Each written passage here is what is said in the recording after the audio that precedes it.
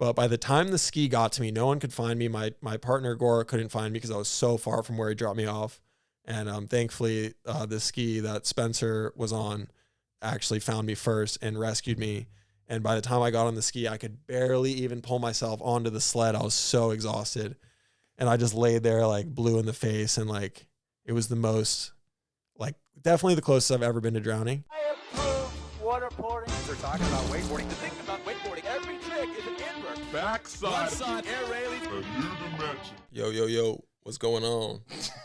We downtown with it. We in Windermere with it. What's going on? Okay, all right. We are back. Another episode of the Grab Matters podcast. Today we welcome on a very special guest, none other than Noah Flegel. We got the kid in the booth, fellow ginger. I think you're only like the second or third ginger on the pod. So that's crazy. It's a big moment. It's a big day today. How's it going? What are you doing here? It's going great. I'm in Orlando for some coaching, some late season coaching. I was just out with one of my favorite students, Noah O'Brien. He's a young up and coming waterman. He does skim style, surf style, cable, wakeboard, foiling. He kind of does it all. Wow. His name is Noah, and he does all the same things that I do. So I got a lot of love for that kid. Sounds like kind of the Matrix is real. This kid's name's Noah. He does it all. He's good at it. Does he have red hair? Kind of. Oh. Not like as red as us. Okay. But he's getting there. Interesting. He's trying. Okay. But yeah, and then tomorrow I have like a foil clinic with the Coastal Wake guys. So that should be fun too. And yeah, I find myself doing a lot of coaching these days, and I really enjoy it. It's a good way to make a little extra money and spread the knowledge that I've learned over my career. Yeah, absolutely. Love to see that. Do you like Orlando or do you not like Orlando?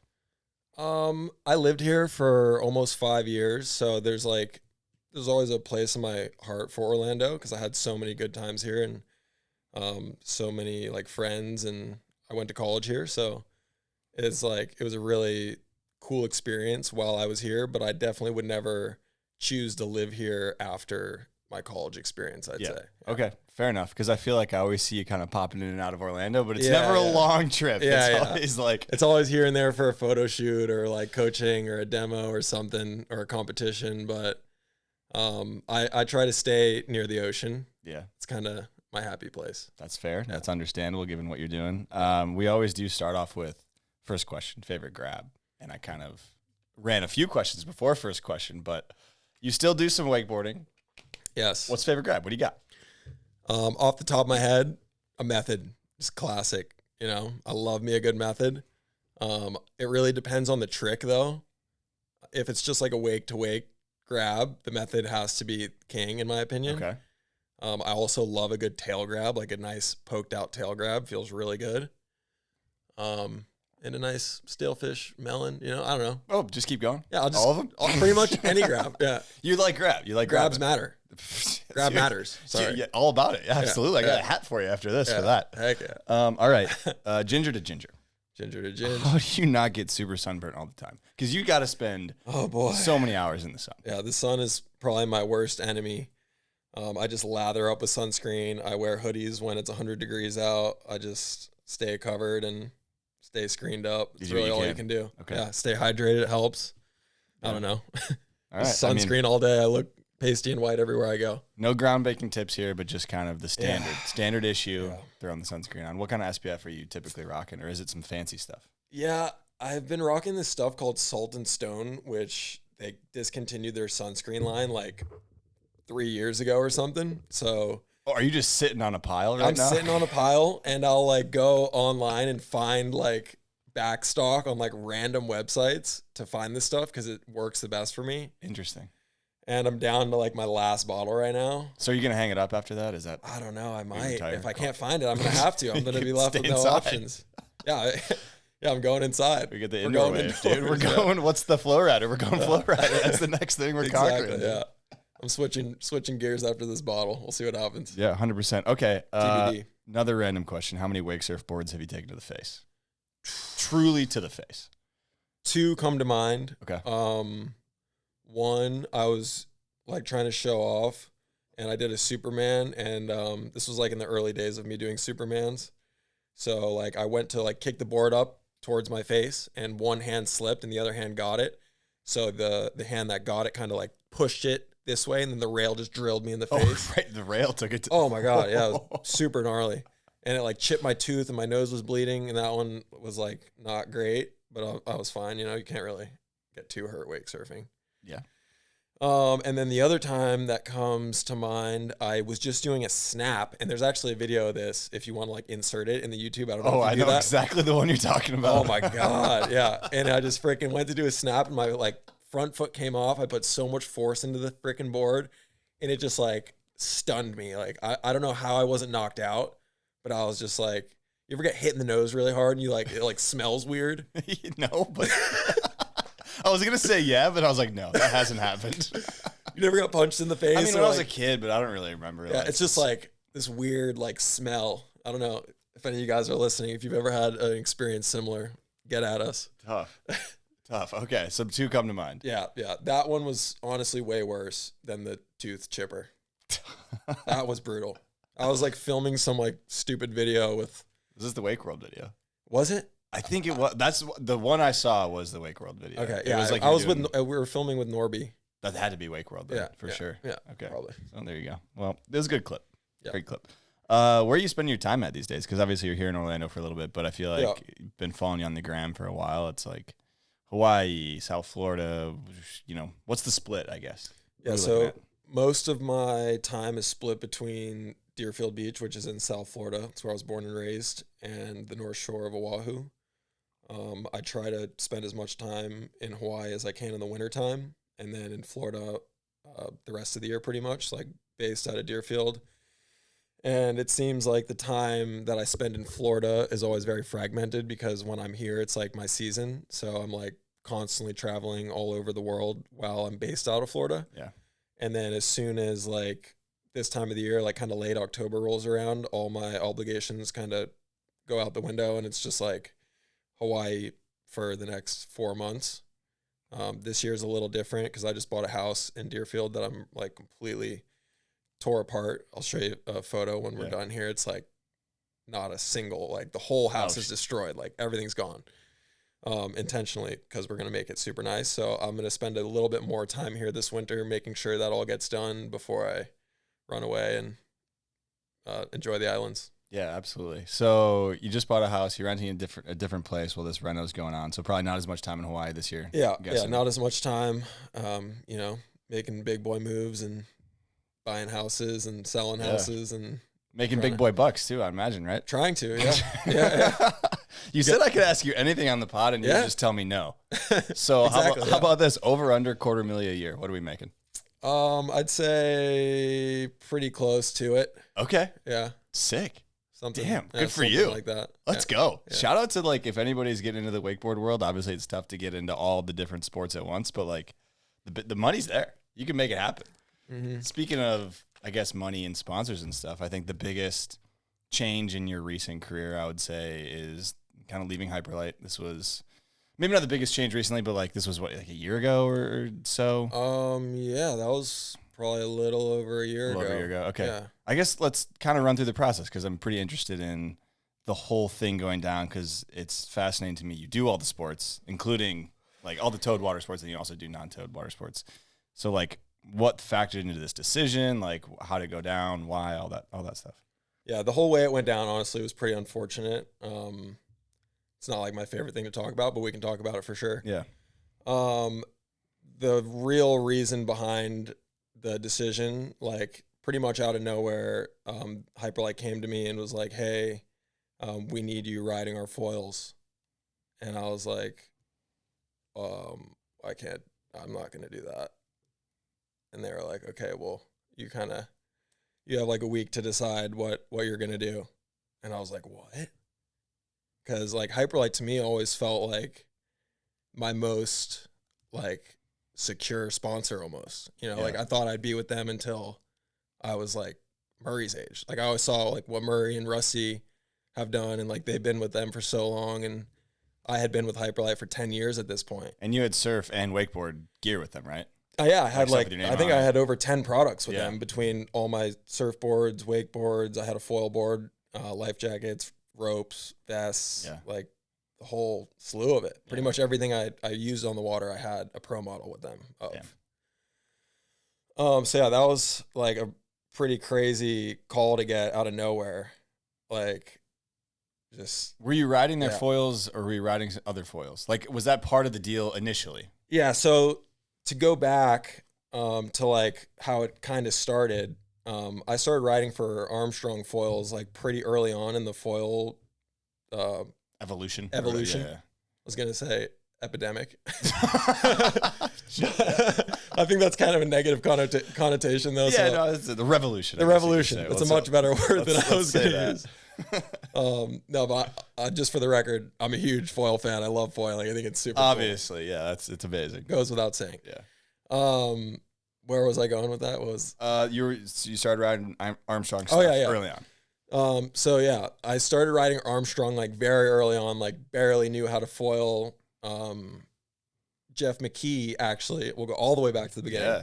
Jeff McKee was the first one to send me a foil from Ride Engine, I believe it was. Yeah. And I had like been seeing a couple clips on Instagram going around, and I was like, oh, like this new foil thing, like, you know, it looks pretty cool. Like I'm kind of the guy who like does all the sports. Like This is another one. yeah, maybe foiling could be a cool thing for me. So to go back even further, I was like coaching these guys in Wisconsin, and they're like, oh, like we have a foil. And I was like, no way, like, can I try it? And we like, you know, they like take me back to their shed, and it's like this old decrepit air chair, and it like still had the seat on it. And I'm like, oh no, like this is an air chair, but like maybe I could stand up on it. You know, I just like wanted to try it because I saw these videos. Popping up, yeah. And I was like, oh, I gotta get on that. So we like took the seat off, and I tried riding this like super heavy, like aluminum mass, like proper air chair with like no seat on it. And I like got up for a second, and I was like, oh, this is sick. And then would just get smoked and like kept falling on the wing, and was like, this maybe is not for me. Like, I don't know. Like I absolutely knew nothing about foil technology. I was just like, these foils are hard to ride, harder than I thought.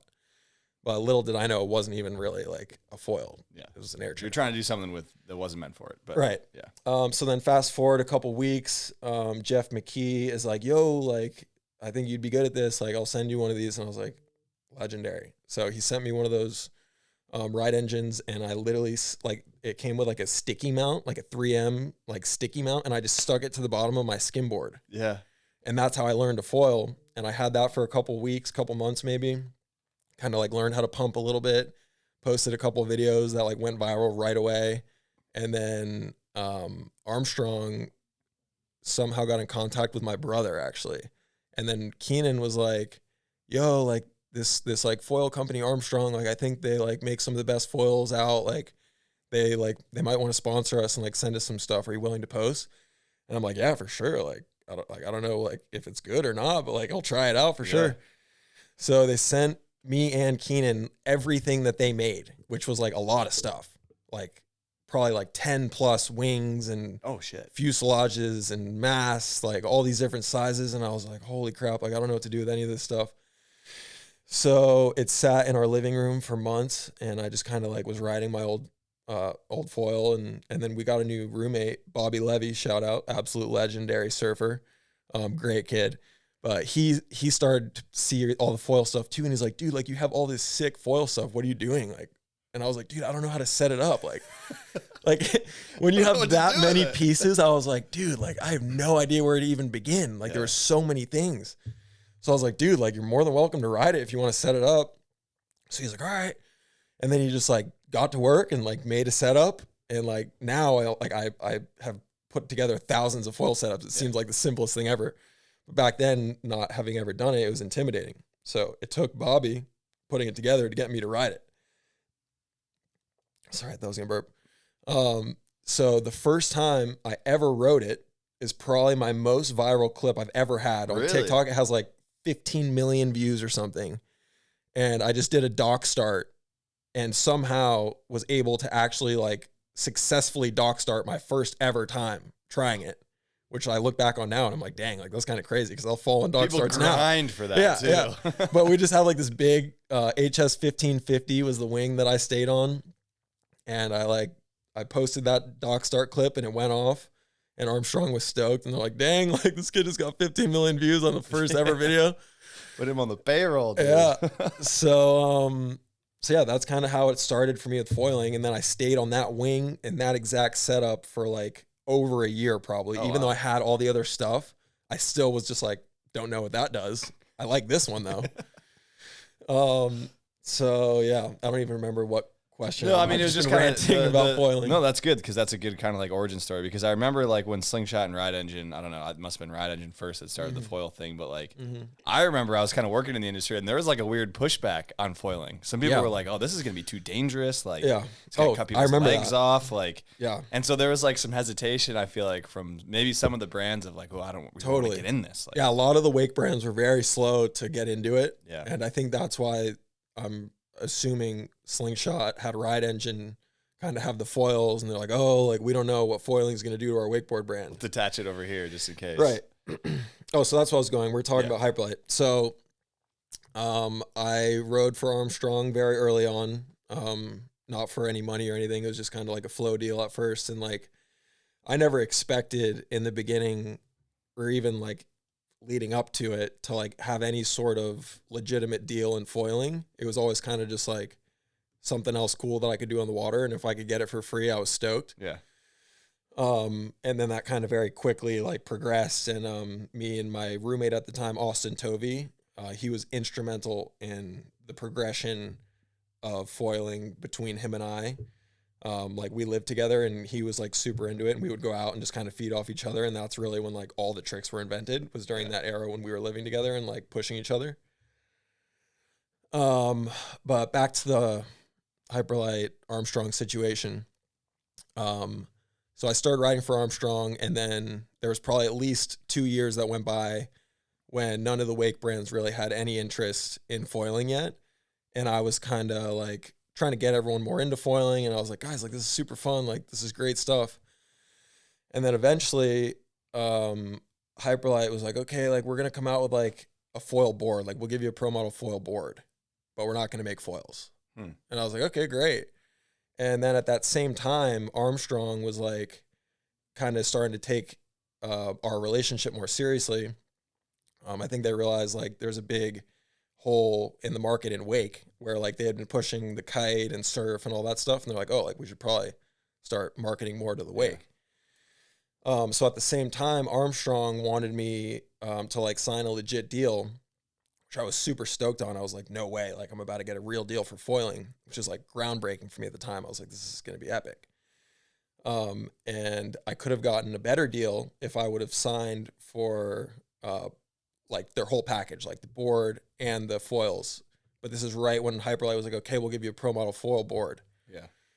So I wanted to stay true to Hyperlite. I'd been with them for way longer, obviously. So I was like, kind of like took a hit almost to get a foil board with Hyperlite.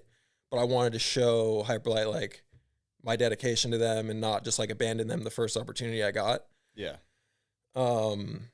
So I did that out of good faith, showing Hyperlite, hey, like I ride Hyperlite boards, and I'll ride the Armstrong foil. And you're still on Hyperlite Wakesurf and Hyperlite Wakefoil. Yeah, the whole deal. The foil board was just an addition. Yeah. So I thought that was like good faith and like showing them like I care about you guys. I'm not just gonna like run away, and I would love to represent your foil board at the time.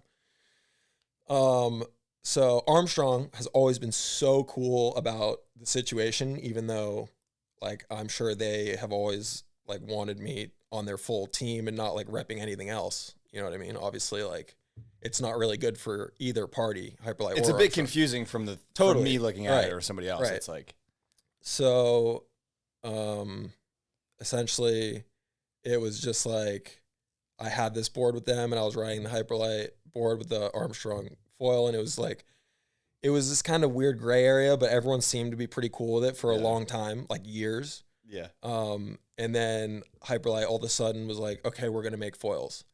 And I knew in my head, I was like, okay, this probably is like not great, you know? It's going to make the relationship between us like weird. But still it kind of went on for a good amount of time. And like, I even renegotiated both contracts after Hyperlite started making the foils. So it wasn't like something new changed and then like we're in the middle of this contract and they were kind of waiting for it to expire. We kind of just like everyone knew what was going on. I like had meetings with both of them when I was negotiating. I was like, listen, this is how it needs to stay, making sure everyone's like aware of what's going on. Yeah, for sure. And then I guess eventually a flip switched, and I just got this call randomly out of the blue one day. My contract had not expired. There was like 6 months or something left on the contract. And yeah, that was just, it came to a head. It just was kind of gave me the ultimatum. Like, hey, you got a week to decide what you're going to do. okay. And I was just like so shook, dude. Like, I was just like chilling on the couch with my boys. I was like, or Harley Clifford was in town, one of my best friends. Shout out Harley, absolute legend in the industry. But yeah, we were just like chilling on the couch, and I got a call, and I was just like, I could tell the vibe was off immediately, and I just walked outside, and I just took it on the head, and I was like, oh my God, like my life is falling apart. Like, what is going to happen? And so the decision was already made with Hyperlite. There was no talking back and forth about it. It was pretty much. So you're completely gone. What they're saying is you're completely gone off everything. All your 10 SKUs or whatever you had are either going to be gone, or you'll jump on the foil program. Everything will stay, and it'll be pretty much. Okay. And it's worth noting, everything would stay with no additional anything. So like you're riding the boards at this point. You got the board. That was an additional thing, but you jump on the foil. That's not going to add anything to your deal. No. And I guess I'm not a big time foiler. Done it here and there, but the foil itself, the wing and the mast, is it fair to say that's the most important part, and the board itself is kind of totally. I mean, the board. Like, I used to think the board didn't make a difference at all. Yeah. But since I've switched, it's like made a pretty huge difference for me. Okay. But yeah, I mean, Did you give like a ratio of like how important the board is compared to like say how important like each of the other pieces of the actual foil are? I would say that I used to say like 99% the foil. Okay. That's a little extreme. Yeah, but now I'd say maybe like 75% the foil, 25% the board. Okay. Yeah. So it makes a noticeable difference. Yeah, I'm but sure. it also like depends on what you're trying to do. So like my new pro model with Armstrong is like specifically geared to do exactly what I like to do with the board, which is like do big airs and then land and recover. So like when the board is on the water, that's really when it matters. Yeah. So like I designed my board to be able to like spring off the water really well. Get back on and the it's foil. not like a lot of foil boards that I've tried just like suction themselves to the water when you land, and it's really hard to like get the foil live again. So yeah, it makes a pretty big difference. The weight makes a big difference. The leaderage, the thickness makes a huge difference. Like a super thick board, you're a lot further away from the foil. Yeah. So you're like, you feel that much more disconnected. Like every little centimeter makes a pretty big difference. Yeah. So yeah, the board, but the foil remains like by and large. It's doing the most of the work, right? Because Totally. it's the most. You're up on foil the majority of the time, you know? If you're doing it correctly, that's what's going on. Totally. Okay. So you get the call. It doesn't go well. You're with your boys, Harley Clifford. Do you turn to him for some advice, or like what? Honestly, dude, what do you do?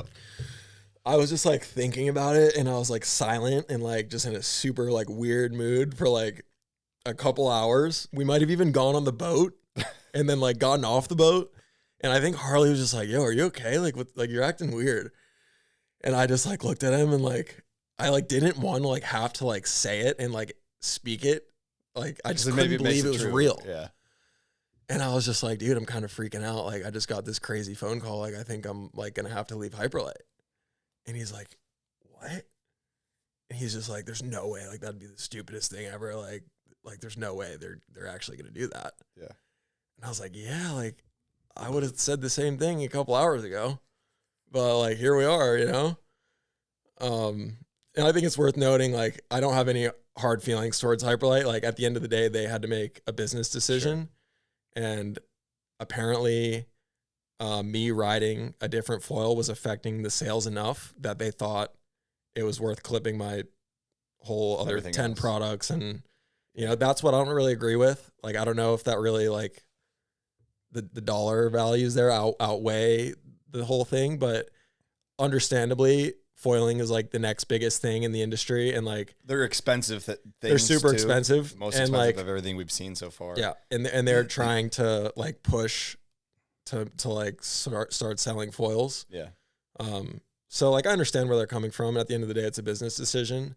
I don't necessarily agree with like the timing of everything. Like to do something like that, I would have thought it would be more appropriate to wait till like the contract expires and then just be like, hey, like This is where our heads at. Like, this is where we're at if we're gonna resign you, you know. But Yeah. like just in the middle of the contract to be like, yo, like I was like, what? Like, you know what my other deal is. Like, it's not like, And we've been running this for years. Like, Yeah. This is the situation. Yeah. Like the situation's going on for years. So it must have been a pressing issue for some reason. Whatever. I mean, that's not Yeah.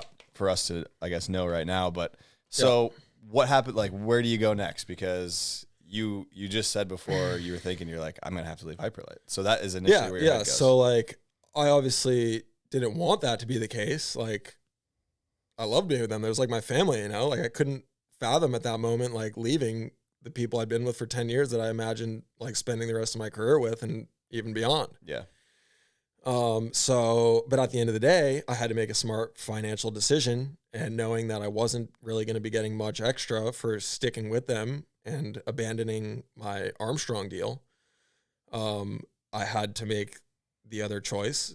And like, also, I would never ride those foils that they're making. Yeah. Like, they're just so far beneath like what I'm currently on that like, I don't even know if they know how far behind they are in the foil tech, to be honest. So, okay, go dive into that a little bit more because Yeah. I'm not a foil, like, I don't know it that well, and I'm sure some people listening are probably very familiar with this. Yeah, and probably yeah. want to hear kind of like what's the difference, like what's going on that's so Yeah. different? I mean, like, And why is the Hyperlite foil was it not an option? just the way it rode, like I rode it a couple times and like I could probably still do the majority of the tricks I was doing, but it was like fighting for You're it. working Like for it it, almost felt like if you foil, I would say that it felt like you had a bunch of like seaweed stuck on your mast. Yeah. Just like the worst feeling ever. And I would probably break it every single time I'd ride it. So like the Armstrongs are notoriously like the most strong foils in the industry. It is in the name. Strong. It's in the name. Armstrong. And pretty much any other foil brand, like there's a lot of good foil brands out there these days, but I'm like a big dude and I'm pushing these foils harder than most people are. Yeah. So I'd be breaking a ton of product if I was pretty much riding for anyone else. But these were like specifically like pretty low end, like not built strong whatsoever. Like I could just pretty much break it with my hand if I wanted to. Yeah. Where the Armstrongs, I almost never ever break anything unless it's like I'd like slammed it on the ground or hit a rock or like I've slung my foil at the boat before and like broken a fuselage that way. That's tough. But I don't know if I've ever broke any Armstrong gear from actually riding it, Yeah. which is pretty crazy because I know a lot of other team riders for some of the other brands like are going through foils and boards and like stuff like every week. Yeah, and I mean, you're putting a lot of stress on these pieces, which, like, I think initially when foiling started, you know, no one knows the direction it's going to go in. No one knows it's going to go to 3 shoves or it's going to go to big air. Like, Yeah. I don't know. I feel like you probably don't know where it's going to go. So, like, Totally. you're kind of testing it in all these different ways, and Yeah. it's impressive to hear, I guess. Yeah, So, I think now we have a pretty good idea like of where it's kind of going. And that's kind of become really clear to me in the last year. yeah. Because I've just been doing so many tricks that I do on my like wake surfboard. Yeah. So I'm like, okay, like I just did a 3 shove. Now what, like that pretty much means if I can do a 3 shove, I can pretty much do anything that I've ever done on a wake surfboard. So then I was like, okay, like maybe I could do a big spin. And I was like, probably not, but like maybe it's possible. And that's kind of how it starts for me. And that's what is like so inspiring and like keeps me so fired up on foiling is like, just like thinking something and then I'm like, oh no, maybe it's not possible. But like in the back of my head, I know like it's possible, but like, what is it going to take to actually get there? Yeah. And then it starts with like just trying it once. And then usually it's pretty far off and then try it a couple more times until I get like relatively close. Like, You taste it. you know, I taste it a little bit and I'm like, oh, like, you know what? Maybe this is possible. And then it's like a bunch of repetition. And then eventually I'll like get actually close to landing one. And that's when I'm like, oh my God, this is going to happen. Like Yeah. I just have to try 100 more times and then I'll probably land it. Yeah. And at that point it's kind of like, I know it's already like the trick's already been done in my head. I'm like, okay, I've done this already. I just have to like actually ride away from it to claim it. You Yeah. know? 100%. And I just love that. I get so fired up about that, dude. Like, I mean, it's sick because it also is so new. So, like, you got MBDs Yeah. in the bag that are there to be for taking. Like, totally. Yeah, and I love that stuff because like growing up in wakeboarding and wake surfing, like a lot of the stuff that you would think of like had already been done. Yeah. But now looking back, it's like, oh wow, there's been so many tricks invented in my like throughout my career. So, but at the same time, it's just been cool to be able to get into it super early and like be that guy who's able to invent the majority of the tricks on the foil and kind of like cement my name in history as like the foil guy. 100%. So let's kind of keep down the path because Hyperlite's gone. So you're going to Armstrong for everything foil related, but now we still got everything else, wakeboard and wake surf that is on the table.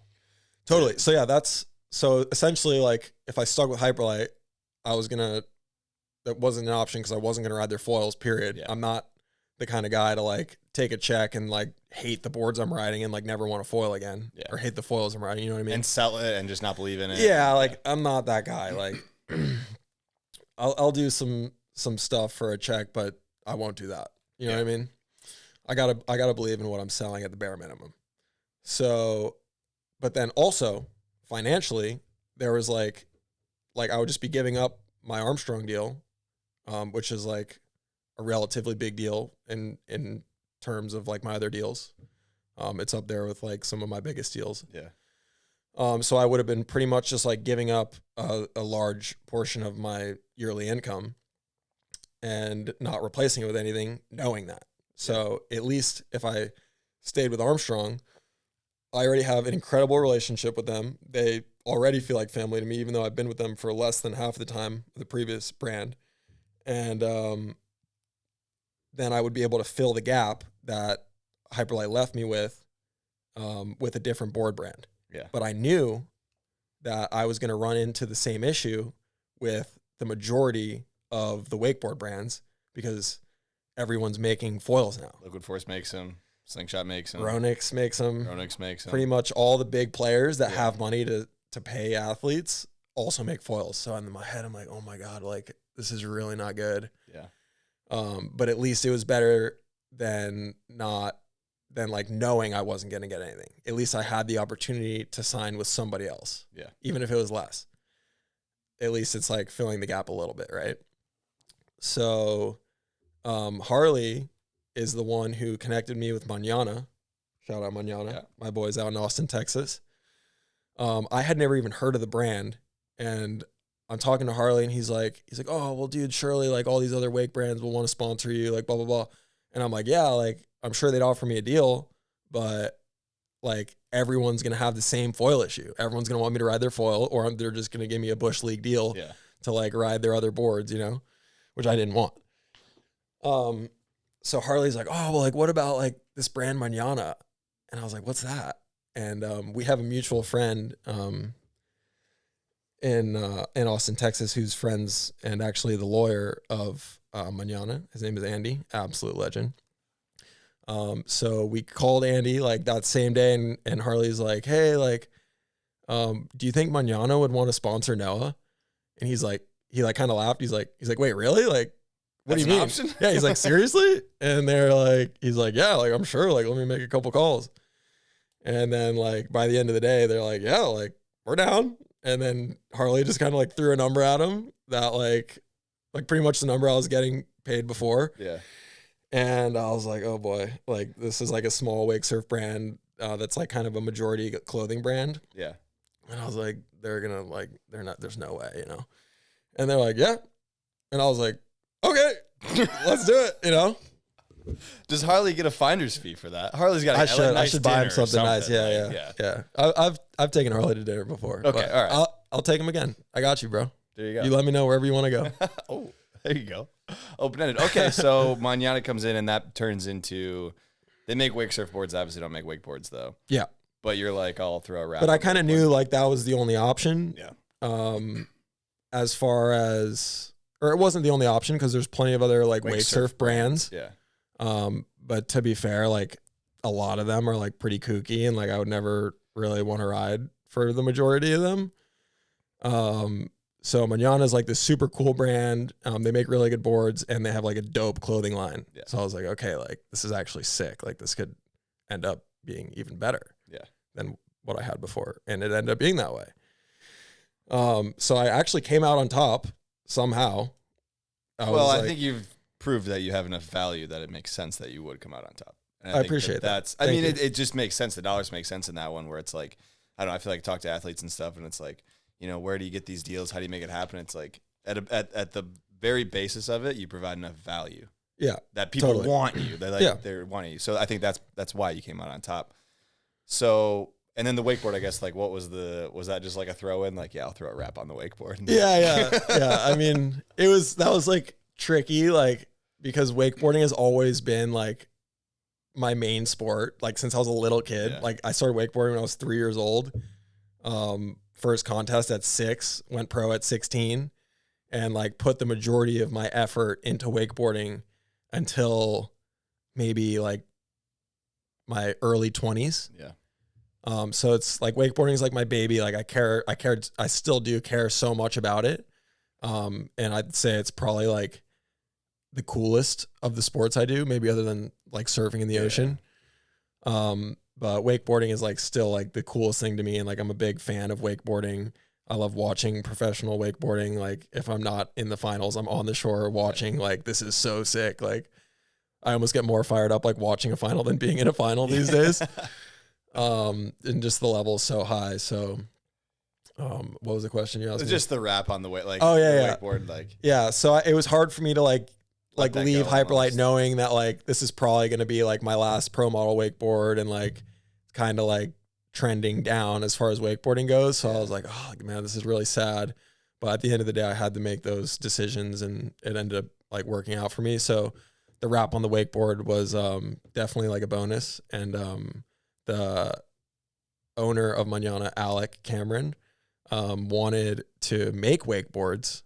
And I was like, I don't know if it's a great idea. Like you've never made wakeboards before. And like the whole like wakeboard sales is just not, it's downward trending. Yeah. And I was like, I don't know if that's like what we want to put our time and energy into when there's so many other things I want to accomplish with you. Yeah. Like as far as like our board design and like clothing designs and like active wear and stuff I can use in the ocean and stuff like that. Yeah. So I was like, let's not focus our energy on that. Like I get that like you want to do that because you just signed me and like that's what I'm about. But I think financially it's probably not what we should invest our time and money into. Okay. So oddly enough, I almost kind of like talked him out of it. Legal anti-wakeboarding. No, I love wakeboarding, but I just knew like it wasn't what we needed to be investing our time. Yeah, you got to be a good employee, like, right, you know, and that makes sense. But mad respect to Alec for like having interest and wanting to do that. Yeah. I thought that was super cool that he even wanted to. So on my first trip out to Austin to shoot with them, I brought a board and he sprayed it and spray paint. Yeah, I think so. Had a kid. There you go. He like took it. We rode and then went to dinner and he like left for an hour and then he came back and it was done. And I was like, yo, spray paint. Yeah, but it was so good, dude. It's so legit. Good. Yeah, I'm not dogging it. Just couldn't believe it. Guy's an artist. So I do have a question on the spray paint job because I have been known to spray paint a board here or there because I think it looks a little bit better sometimes. But swing weight, I know boat riders specifically, we're big in on the swing weight and the weight game. Blindfolded, would you notice a difference spray painted versus not? That would be an interesting comparison. Yeah. Like, do you notice any difference? I notice maybe sliding the slightest. surface. Maybe do you notice? Not really. Speed? It definitely feels a tad heavier though. Okay. And like if I'm struggling to like land a 10 or like something like really techie, I'll like blame it on the paint. I'm like, like if chip this shit off. If only I didn't have the paint on, I would have stuck it. You know what I mean? But at the end of the day, like I've done everything I could do pretty much on that board. And, you know, it still goes. Fair enough. Yeah, okay. Just barely a little extra weight, you know, maybe a little extra drag. I think it looks sick. I'm curious in the board wrap game because I think that might be coming into play a little bit when we get like social media people coming in, like Thomas Herman. Like I could see him getting a legit board wrap. There's been some other riders who have done some wraps, and I think it's cool. I'm about it, dude. Shout out my boy Thomas Turman. Who dat? So he's gonna love that. He loves when I switch the letters around, the words. He's a big fan of that. Yeah, he loves that. Sick. He's gonna did that just for him. All right, so you're still on Fat Sack though, which is under the umbrella of all those other brands. How does that play in? I guess it's very detached from all the other things. Yeah, I mean, it's kind of interesting. Yeah, I mean, Trevor Maurer is our team manager. I absolutely love Trevor. He's one of my best friends, and he's an absolute legend of a team manager and just a human being. And a wakeboarder. Yeah, of course. We just had one of our best fat sack shoots ever. Yeah, it was sick. Sick video. Nope, you haven't seen it yet. Oh, this isn't the one. Yeah, so it was kind of funny. Like, they released the last year's fat sack video, like, during our shoot this year. Oh. So, like, we just shot. I was a big fan of that one. That one was super sick, cool. too. Yeah. But honestly, the last one we just did about a month or two ago was like the coolest wake trip I've ever been on. And like, I love being a part of Fat Sack because Trevor makes a point to do cool stuff like this. He definitely does. But we've been kind of going with this like roughing it camping vibe for as long as we've been doing Fat Sack shoots. And this last one, he had the idea to really go OG. We went more off grid than ever. We actually like camped in tents, like on an island in the middle of, I think we're on Lake Shasta. I think. Yeah, I haven't seen the video. I've been to so many random lakes with Fat Sack. It's hard to remember them all. It's pretty sick. Pretty sure it was Shasta though. Yeah, it was definitely Shasta. And we're really out there in the middle of nowhere, and we had only old boats. So we had like, I think we had a 70s like ski boat. Yeah. We had an 80s ski boat, and then we had like a 1990s something 210, which was like what we tried to ride behind majority of the time. It was like, that's like the biggest wake we got. Yeah. So when I first heard about the idea, I was like kind of bummed. I was like, man, like I'm about to freaking go out there and like put all this effort in and do this whole shoot and like have to ride behind these old boats. And, you know, I was like kind of bummed. All for like an ungrabbed toe 7. Yeah. And I was like, man, this is going to suck, you know? But then I was like, you know what? Like, I just need to like roll with the punches. Shift the and, perspective. Like, yeah. This could be sick. It'll be fun. Yeah. So I kind of went into it like prepping myself to just like be stoked no matter what. Yeah. And by the end of it, I was like, didn't want it to end. Like, it was honestly the best wake trip I've ever been on. And like, we just had so much fun, like messing around, like getting back to the roots. And it kind of made me feel like a kid again when I used to ride that exact boat. Like, I grew up riding behind, I think it was a 97 Nautique 210, and like learned majority of the tricks that I like base what I do now on that boat, essentially. Big fundamentals. All the fundamentals on that boat. So I felt right at home behind it, like kind of clicked, like took like 10 minutes, and I was like, oh wait, I know like the distance between the wakes, I know the steepness, I know all this stuff, which was super cool. And we had Mike Sweeney on board. I think the 210 was his, and he's like an absolute legend, West Coast rider.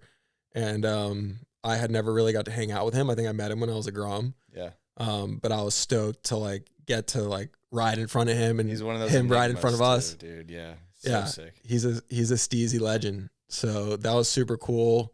And it really like when there's someone like that present that has never seen me ride, it makes me want to like show out and like show those guys what I can do, and like try to emulate their style a little bit in some tricks, and just kind of like show them like I know what they're about. Yeah.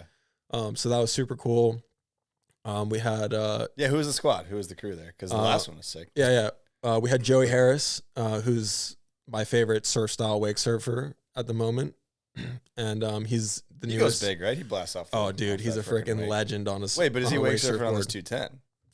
Or Or did the wake surfers bring in the little G23 action? Yeah, so Joey's brand new to the team, so this was his first shoot, so he didn't know any different. You know, he's just like, okay, I guess and he's like the most happy-go-lucky, like kind fella I've ever met in my life.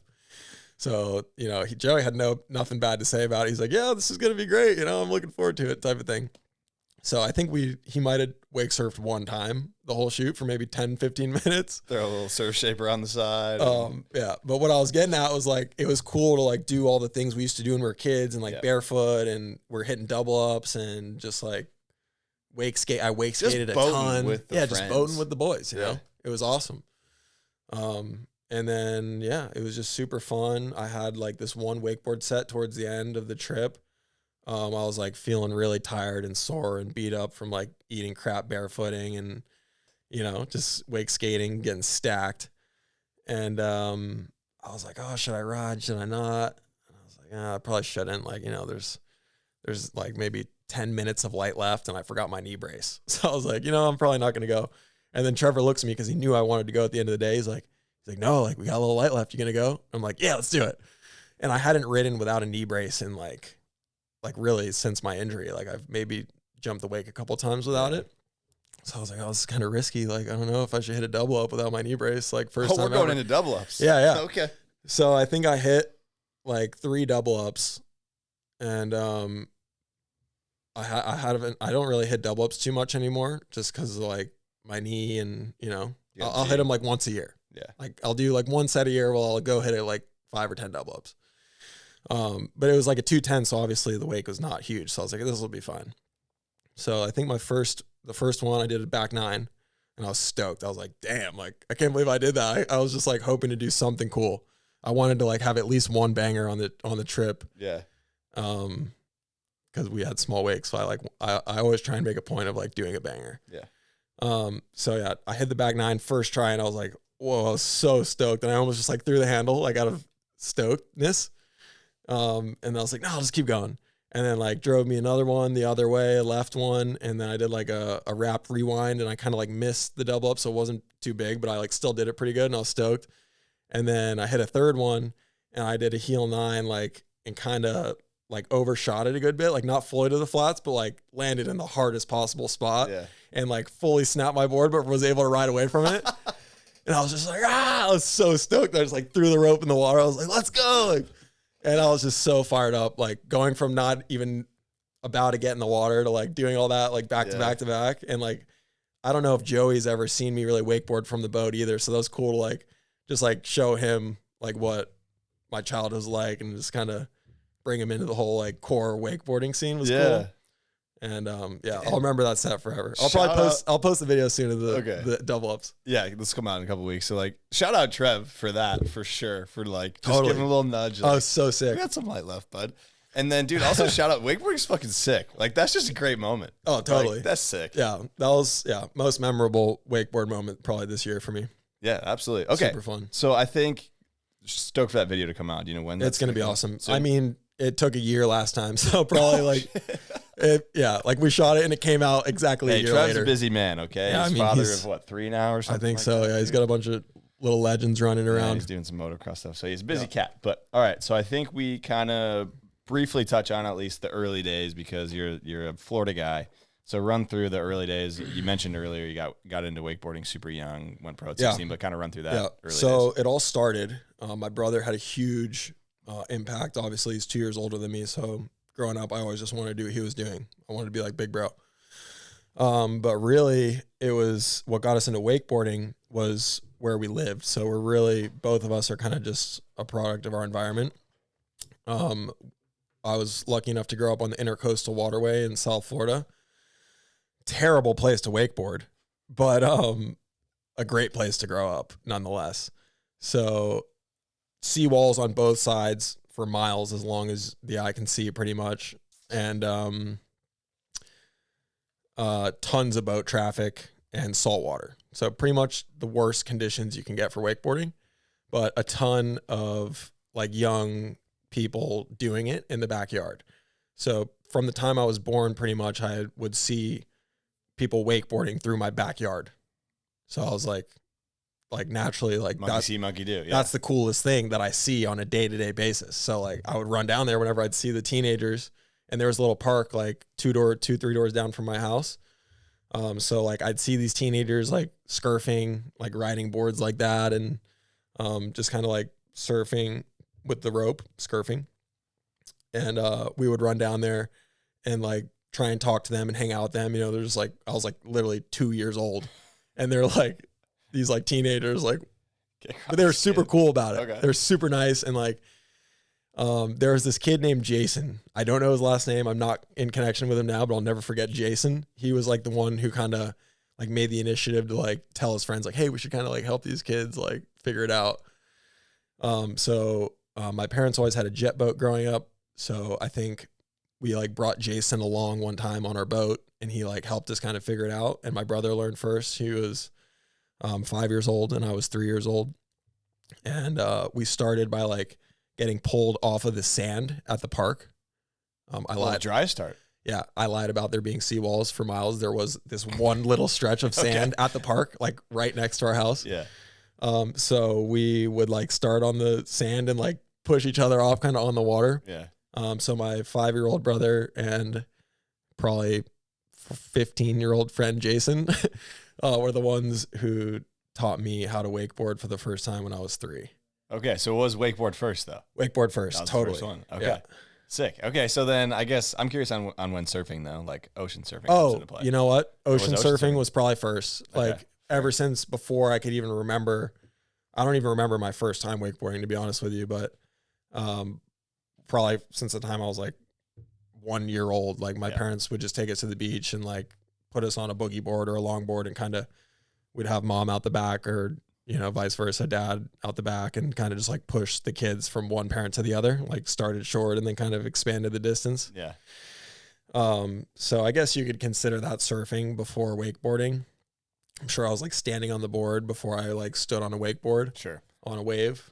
But yeah, those were the early days. Okay, so getting started young, you got the bro there too to help out. So I guess run through like the next like 10 or so years of you probably get into competitions, like kind of the whole diving into the wakeboard world. Totally. So 3 years after I learned how to wakeboard, I entered my first competition at Okehele Park in Palm Beach. That's where Shark Wake Park is. Shout out Greg Norman and Greg Norman Jr. Legends for developing that whole park, and they've done a great job over there. What was the question? Just kind of running through like first contest was when, and then So yeah, I competed at 6 and then was kind of like hooked ever since then. Like I've always been very competitive. Always very like competitive with my brother, trying to like do what he does, and you know what I mean? Just always like chasing after big bro, like I want to be like you type of situation. So yeah, my parents took us to this, or really I can't leave out Dean Lavelle was a huge instrument in my career.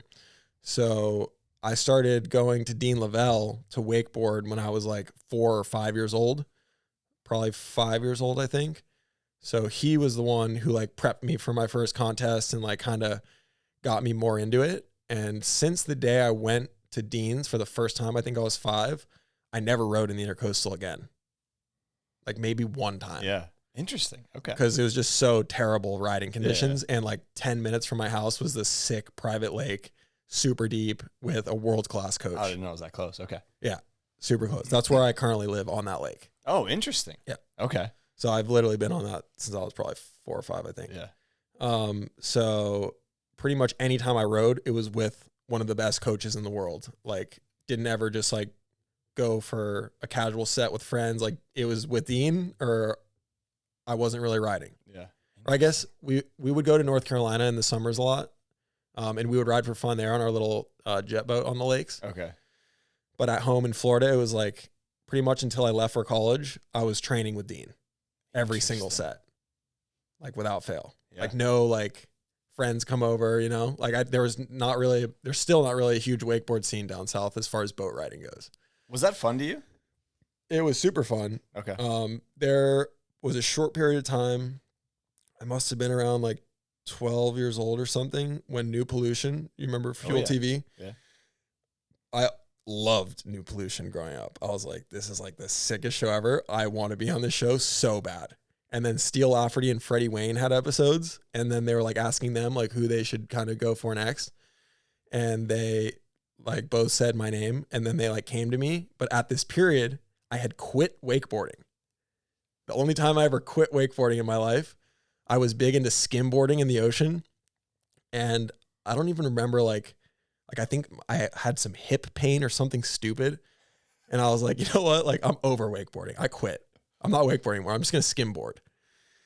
So New Pollution hits me up. They're like, hey, like, would you like to have an episode? Like, blah, blah, blah. And I was like, oh my God, yes, I would love to have an episode, but like, I don't wakeboard anymore, just so you know.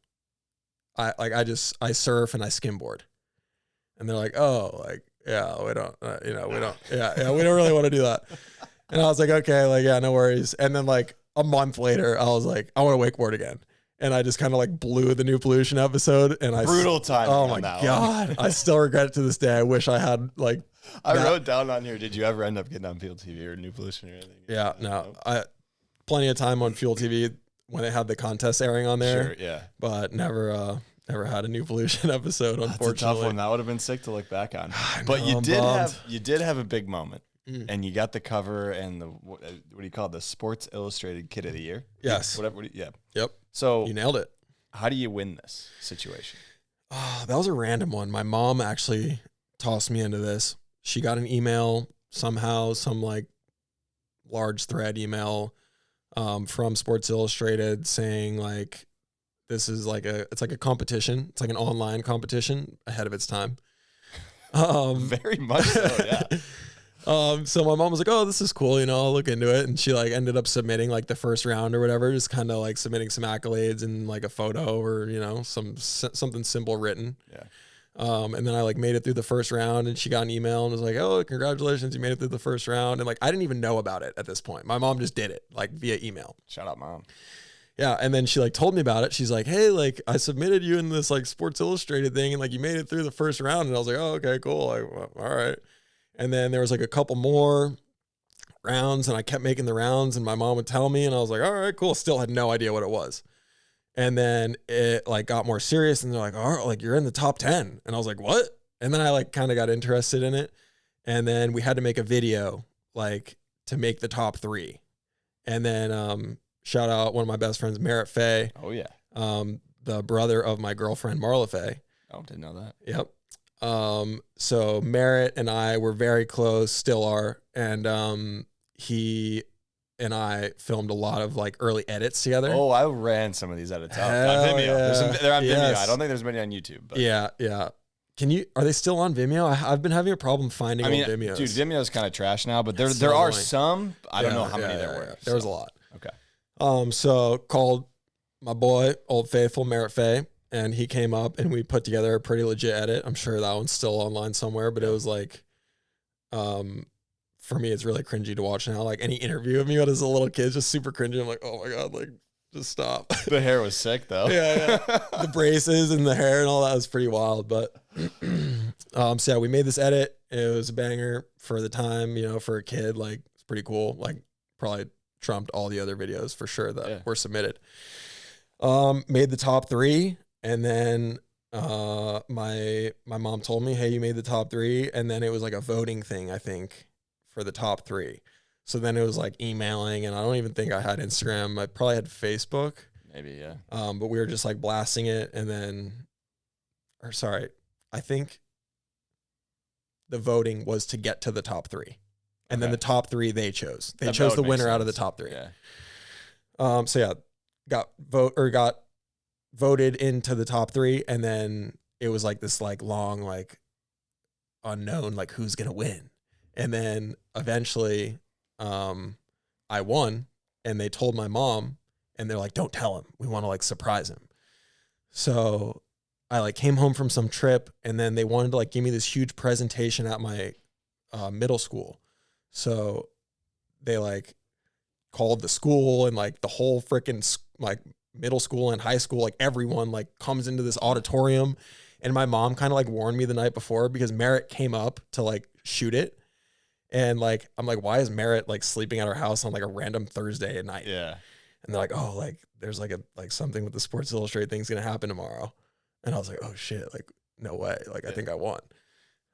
So then anyhow, go to my first period, and they start randomly giving a lesson on like public speaking because I was about to have to like give a speech in front of and I'm like, oh my God, I like knew it was all about me. And I was just like, oh, trying to like keep my head down and like act like I didn't know what was going on.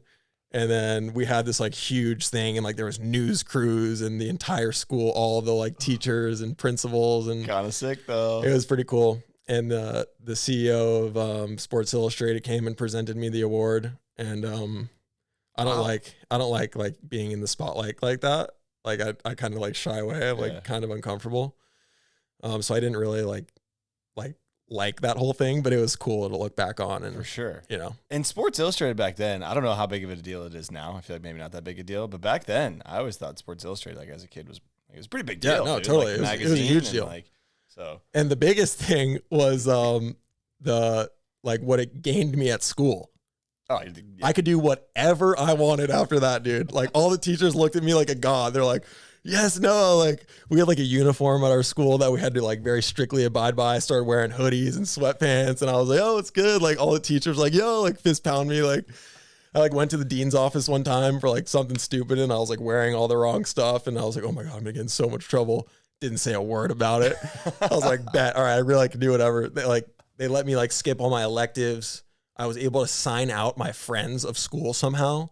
Like, oh, you're getting full privilege. dude, it was, yeah, I went hard with that. I took full advantage. Yes, you should have. But yeah, literally like I like would come to school like a period late, leave a period early, and somehow I gained access to sign out my best friend. So doesn't get much better. I would just go to the office. I'd be, oh yeah, I'm signing out, and then I'm going to sign out Ricky too. And they'd be like, okay, cool. I don't know how that happened, but it was pretty funny. I mean, pretty sick. Shout out Sports Illustrated. Shout out North Broward Prep. I wasn't gonna ask if there was anything that came with it, but I mean, that's kind of for a kid your age, like that's the best. That's as didn't make $1 off it.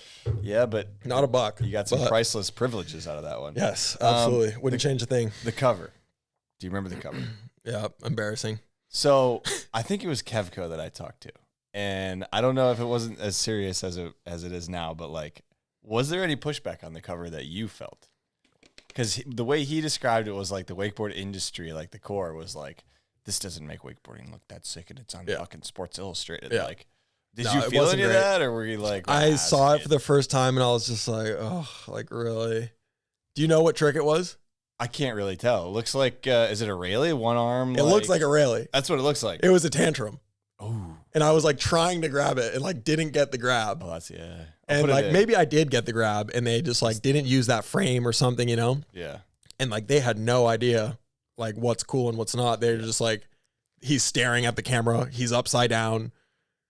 Check. You know? Yeah. So that was kind of how that went. Yeah. Unfortunately, there were so many sick images from that shoot that I didn't have any control over because they surprised me with the cover. I was gonna be like, "Oh, sick! Thank you so much for the cover. Can we just change that? Just frame before, frame after. Yeah. That's good. Yeah. So that was a bummer. You know, I would have liked it to have been something cooler, but at the end of the day, you know, I was like 12 years old. I was like, whatever, cool. Just ran ran it. It is what it is. You know what I mean? All right. I think it's time we shift gears and we dive into the LF'n Wheel of Questions presented by Liquid Force. So, yeah. The LF'n Wheel of Questions. Okay, let's go. Liquid Force likes to make wakeboarding fun, so let's make this podcast a little more fun by spinning the LF'n Wheel of Questions. If you want to go ahead and grab that down. Yeah, grab it down, put it on the table down here. Oh, cool. That way we can see it. So we did customize it like we usually almost always do. Hot take remains. It will always. Do I spin it? That's perfect right show there. The fans. That's perfect right there, yeah. Cool. So we got some other stuff on there. Ginger trivia, goat Waterman, some other stuff. So go ahead and give it a spin. And that was weak. That you want to run it back? Answer this one real quick okay. and then spin it again. Goat Waterman. Is that a question? It's a question. Kyle Lenny. Okay. Easy. He's my hero. Just wanted to hear you say it. Guy's a freaking legend. Okay. Happy birthday. Is his birthday? A couple days ago. Okay. All right. HBD. All right. Here we go. Give it a real spin. There we go. There we go. That's what I like to see. Ginger T. Okay. So, GT. You know, you got to expect we're going to run into something ginger here. We covered the sunscreen situation, but we're going to do some, this isn't wakeboard or water related ginger trivia. This is just general ginger knowledge that I think you might have. And I hope you don't disappoint me. So I'll try. First one. Poor memory, but we'll give it our all. The highest concentrations of redheads live in what country? You might be able to think yourself into this one. Ireland? Close. Scotland. Yes. Scotland. Not bad. No, I feel like first guess would have been Ireland. I was going to say America, but then I thought about concentration. Yeah. So I got it's kind of a per capita situation. So probably the U.S. would have the most. You know, actually, I don't know on that. That would be Figure interesting it out, bro. to think. I mean, 2 of them are in Orlando right now. So true or false? Redheads typically need more anesthesia when undergoing surgery. True. Yeah, that is true. Wouldn't 2 for 2. Yeah, 2 for 2. I'm heavily surgeried. Okay, so when I got put down, I couldn't even like they were like, all right, we're gonna count down from 10. I got like 3 in. Yeah. But did you need more? On any of these No, situations? I never have, but I've had so many surgeries that I know that that's a thing. Yeah. And I don't know if they take it into account or not. Like, I don't know if like all the surgery that's centers true, I've they been might, to, yeah. like, no. If they're Yeah. like, oh, this kid's a ginger, like, yeah, pump him up. Let's bump those numbers up. I don't really know if that's a thing or not, but It I do could know be. that it's supposedly a true fact. Yes, true fact. And 100% true I fact. have gotten relatively good at counting pretty high. before I get knocked out. You got a record? Do you remember? I guess probably don't remember, but Don't really remember. I think I got to 10 once though. Okay. Maybe even 11 or 12. Wow. Yeah. I could be Nice. flexing. The world may never know. We won't have another one, so we won't Yeah. get to find out again. Hopefully no more. True or false? Bees are more attracted to stinging redheads. I'm going to say false, even though it might be true. It is true. So I have a weird relationship with bees. Do tell. I love bees. Okay. Is that it? Yeah, pretty much. Like whenever I see a bee, I'll like pick it up to show people like, look, this is my dog. Like you don't have to be afraid of animals. Like people are afraid of animals for no reason, pretty much. Yo, bees are chill. Wasps, though. Yeah, wasps. They- Nah, dog. No, they're not chill. Gingers are mad allergic to wasps. Yeah. Okay, so that was true. Yeah. Last one, true or false? Really kind of giving you a 50-50 shot here. You're 3 for 4. Redheads are typically more left-handed than the average population. I'll say no just because I'm a righty. I'm a lefty. It is true. Okay. I don't remember when I got these facts. I don't know. That's ChatGPT. I How think accurate they're they are, correct. I think maybe. they're correct. That's for cool. sure. All right. So I'll go with it. yeah, that was a good little ginger trivia there. And we want to throw in a little wild card, LF'n wild card from the crew at Liquid Force, and they want to know about your first time going to Hawaii. First time going to Hawaii. Surfing, I guess, in Hawaii. Yeah, my know, first yeah. time, I think I was 14 years old. I was riding for Body Glove at the time. They flew me and my brother out there very generously, knowing that we loved surfing, but were wake athletes. They took us out there, and they kind of like they had a sick house like right on the beach, at like right in front of Pipeline, pretty much. I don't remember who owns that house, but it was the Body Glove house while we were there. Really, I have Greg Browning to thank for that. Rest in peace, Greg Browning, an absolute legend in the surf industry and at Body Glove as well. He recently passed away, very sad, but he was pretty much the reason why we ended up going out there, and he always treated my brother and I very kindly and wanted to help us achieve our goals and our dreams. And he kind of picked up pretty quickly that that's something that we wanted to do. Was kind of like push ourselves in the surf, even though that wasn't like our main thing. It was something we wanted to make our main thing. And I think he kind of could see that. So he invited us out there, threw us in the mix with all the pro surfers. Sick. And, you know, no parents, just me and my bro at a house on the North Shore right in front of Pipeline. So we didn't have a car. So pretty much all we knew was like Pipeline. We're like, this is Hawaii. This is Pipeline, you know? So that was super cool. The first session I paddled out straight in the backyard, which was like right next to pipe, right next to back door and off the wall. Like it's this like left, it's called Insanities. And I broke my board on my very first wave in half. And I was like, okay, welcome to Hawaii. And it was like a little bit big for me and like hadn't experienced like real Hawaiian power like that. So I'm just sitting out there like with half a board. And Tatiana Weston Webb was out there, legend female surfer. And I remember like going up to her, I was like, Tati, like how do I get in? Like I only have half a board. Like I was shitting my pants. You know what I mean? So she's like, you'll be all right. You know, just paddle in. Like the waves will push you in. I'm like, okay, are you sure? So that was like my intro to surfing in Hawaii. And then they showed us around a little bit, took us to some other waves. Brent Bielman, who's a legendary photographer and videographer out there, was very nice to take me and Keenan like down the road and kind of show us around a little bit. Yeah. Greg was like, hey, like you show these guys around because he's from there. So I was like, yeah, sure, no worries. So that's kind of how it all started. And then I didn't go back for a couple of years until I like had the freedom to in college. I started going back. And then like once I graduated college, I was like, okay, there's no reason I shouldn't spend my entire off season here. Yeah. Because that's the on season for surfing. So it works out really well. So I can like do all the wake stuff all summer and then all winter surf. So it kind of became my thing. Yeah, and I'm curious to touch on this kind of like burnout factor because you do a lot of different sports, and I would imagine that helps with not getting burnt out on stuff. 100%. So we can dive into that a little bit, but I think we put this LF'n wheel of questions back. So thank you to Liquid Force for that one. Shout out Liquid Force, and thank you Tom Fushi for sending me Liquid Force wake skate and boots recently, which I'm a huge fan of. Really? Yes. Are you you're on the towel for the wake skate? Yes. You bust a kickflip on that unit? Have never kickflipped a wake skate. Embarrassingly, I need Wait. to. You've never kickflipped a wake Never skate? kickflipped a wake skate, successfully at least. Really? That is very surprising. It's been on my list of things I want to accomplish, but never really given it a big shot. But I got Jake Ramsdale in my corner recently in the DM telling me that I can do a tray flip. And I'm like, bruh, I've never even kick flipped. No, I think he's right, dude. He's like, dude, listen, I'm going to come down. We're going to teach you how to do it on the trampoline. And you're going to do a tray flip in one day.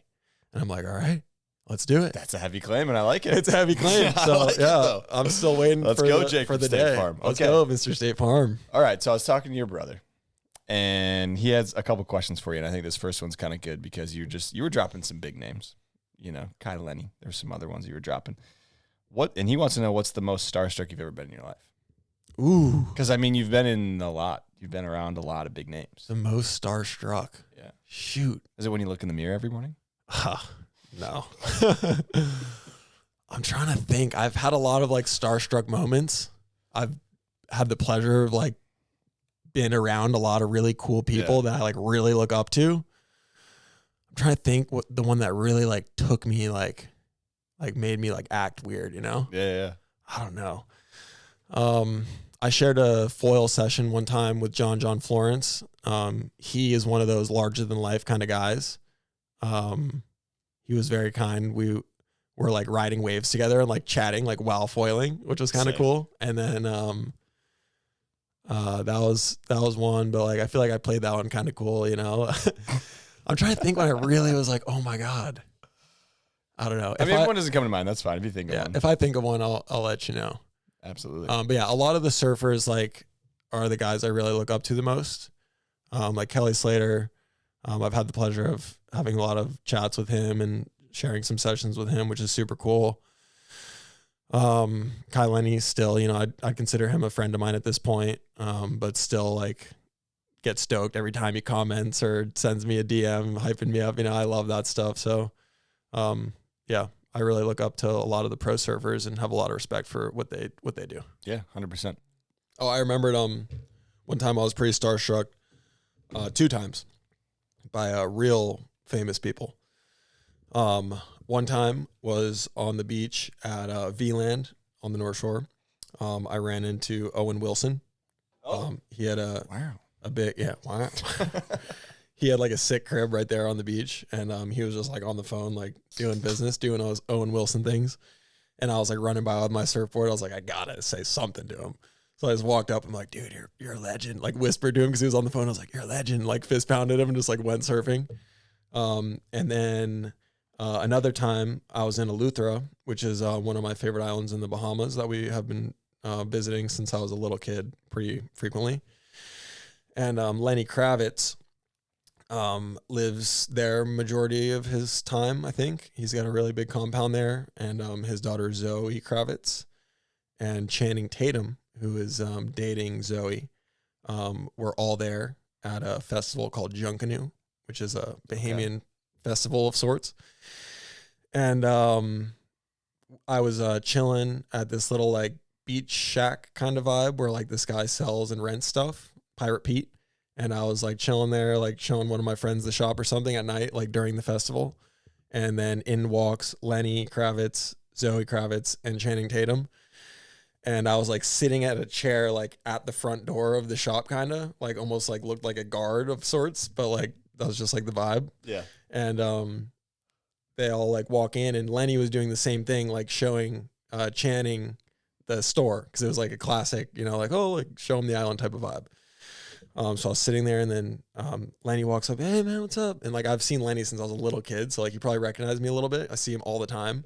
I've never like had more than a short conversation with him though. So he's always been this like mystical figure in my life, and I've always wanted to like break into his life and like be friends with him, but never really had the opportunity. And then Zoe walks in, and then Channing's in the back, and then Channing looks at me, he's like, what's up, man? Punches me in the shoulders, like, how's it going, brother? Punches me like kind of hard, and then just walks in the door. I was like, yo, like, what's good, bro? Like, just trying to like play it cool, but I was like, holy shit, like, that was wild. Like, why did he punch me so hard? Like, it was just like a super random interaction. I kind of just like sat outside the door, and like the shop is like the size of this room, so I was just kind of like looking back, like trying to like eavesdrop on their conversations. But damn, that was pretty funny. Okay, that was good. You thought of those two Yeah, because those are both like. Yeah, those are pretty good. He's probably referencing at least one of those two, which is good. Mm-hmm. All right, I think it's time we dive into a guest question from. Actually, it's two. I will preface it's two from Rodrigo Donoso. He specifically wants me to play this one first. He goes. Okay. He goes. This one's a banger. Oh boy. Oh no. So- No. Hey, Oh no. I'm just as. I'm really nervous right now. Yeah. Hey Noah, it's Rodrigo. Okay, it's just Rod talking. I, We're in the clear. Had a question for you. Last time that we did a trip together, I spotted you a few bucks for lunch, and I was curious if you had any chance to maybe try to send me that money via Venmo or Zelle or Cash App. All right, bud. Thanks. Yes or no? Can we get? Yeah, I'm always good for it. Yeah, all my friends know that. I'm always good for it. But I think he was just joking. I don't even remember the last trip that we went on together. All right, so he's just messing with you. Yeah, All right. that was a joke. But So we hit got me up, another- Rod. Just hit the Venmo request. I got you. Oh, you're gonna make him request. Yeah. Okay. Because I don't know what. That's true. You don't know what it was. Yeah. He's got the receipt. Yeah, I'll pay it though. Yeah. Okay. All right. We got a real one now. All right. Rodrigo. No, what's up, buddy? It's Rodrigo.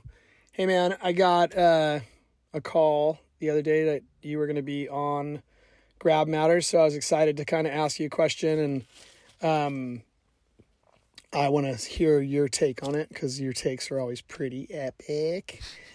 But yeah, dude, I guess this goes back to way back when I first got a chance to meet you. You were a grommet, and you were always stoked. You had the biggest smile on your face, and there was no doubt that you were talented, but your passion for what you were doing was always through the roof.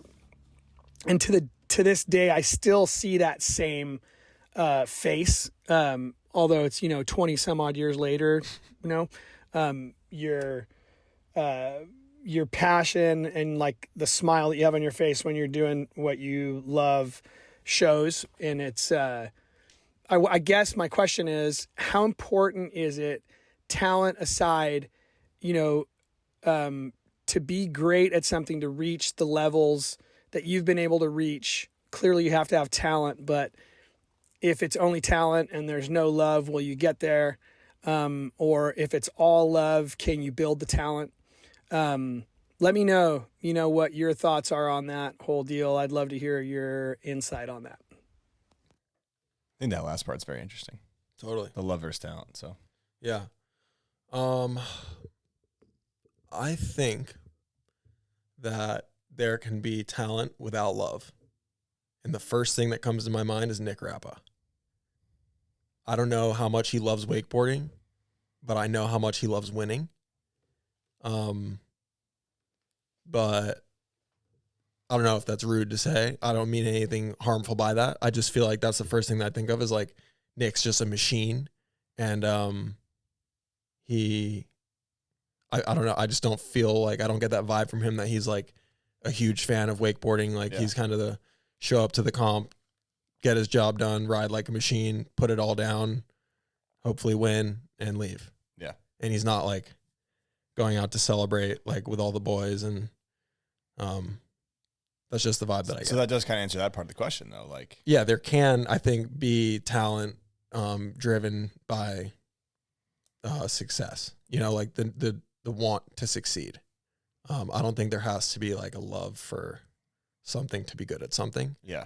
On the flip side, can the love bring in the talent, I guess? I don't know how he phrased it, but Yeah, I think I can pull out talent in people, but at the end of the day, I think like the best of the best in any sport are like the best of the best because they're talented at it. Like, okay. it's not like someone can love something so much and they could like not really ever like have talent and then just like they work so hard at it that like they become the best. Like maybe that's a thing, but it seems to me as if there's like the people who got it, they got it. Like the people who are they got it. It seems to me like, and I I'm not in this position, so I don't know, but like the guys who like grind or like that don't have the talent but the love. They're like fourth line players on like an NHL team. They're getting like some small minutes, but they made it to the NHL. Yeah. But they're never going to be the Sidney Crosby or like Right. That's Connor what I'm saying. McDavid, like the special people in any sport like have something special. Period. Like I don't think there's ever been like a great that just like wasn't talented and just like grinded so much harder than everyone else that they were the best. Yeah. There's like a quote. I don't know it, so I'm not going to try and say it. I'm pretty sure I'm thinking of what you're thinking. It's like when hard work doesn't work, or like when talent doesn't work, hard work beats talent. Yeah. Or something like that. That's exactly what it is. Which I can agree with. Yeah, know? if talent does nothing, Yeah. then you're. Yeah. I mean, it can only get you so far. I think Right, is the right, point. exactly. You still got to But- work to be the best, obviously. Yeah. And like the guys who are like really talented and work really hard are the best. And like the people who come to mind are like Phil Sovin, Harley Clifford, Nick Rappa, Corey Tunison. Those guys are like, they have it. They're really talented and they work really freaking hard to be the best. Yeah. Coming up in your career, specifically in wakeboarding, were there any guys that you saw that worked really hard, but just for some reason it didn't click? Like they're not to say they weren't talented, but you can almost just say that and they kind of fell off because it was like you just can't beat those guys. You can't get there. Yeah, I'm sure there's plenty of those guys. It's hard to think. Yeah. Because, you know, if they fell off, then they haven't been in the limelight for a long time. So it's hard to like think That's of them. fair. Yeah. But yeah, I'm sure there's plenty. And I don't want to start like naming people who fell off. You know what I mean? Well, I was just thinking, if there's somebody that yeah. came, because to me, Dowdy's one that comes to mind with injuries, where it's like he just always got injured, but he had the hard work and the talent. Totally. 100%. NBDs and all that shit. So 100%. Yeah. Dowdy is one of the most talented riders to grace our sport for sure. Yeah. And him and I were kind of on the same injury program. Oh, yeah. Like, I think he had more knee surgeries than I did. But there was a period I can vividly remember we both had surgery like within a week or so of each other. And I think he might have even used the same surgeon that I used or one of the partners in Dude's busy. the Over thing. there. So he came down to South Florida and we like bummed it together for a couple days, like with our freaking legs in the air, you know? Yeah. Yeah. Shout out Dowdy. He's an absolute legend and great friend of mine. Haven't talked to him in too long, but Yeah. He's all over the place now. He's doing Yeah, he flagboard is. stuff, dude. He's got still involved. kids. Though. He's got kids. He's crushing dude. it. Yeah, classic Midwest dad vibes. Mm-hmm. All right, so before we kind of moved on from the early days. We got one from Keenan, and he was kind of wondering about the early days, how you got all your teeth removed quickly. I think it was, he goes, he sent this in a text, and he says you were biting onto a rope, and then he yanked the rope, and he says all your baby teeth got pulled out. Do you remember any of this?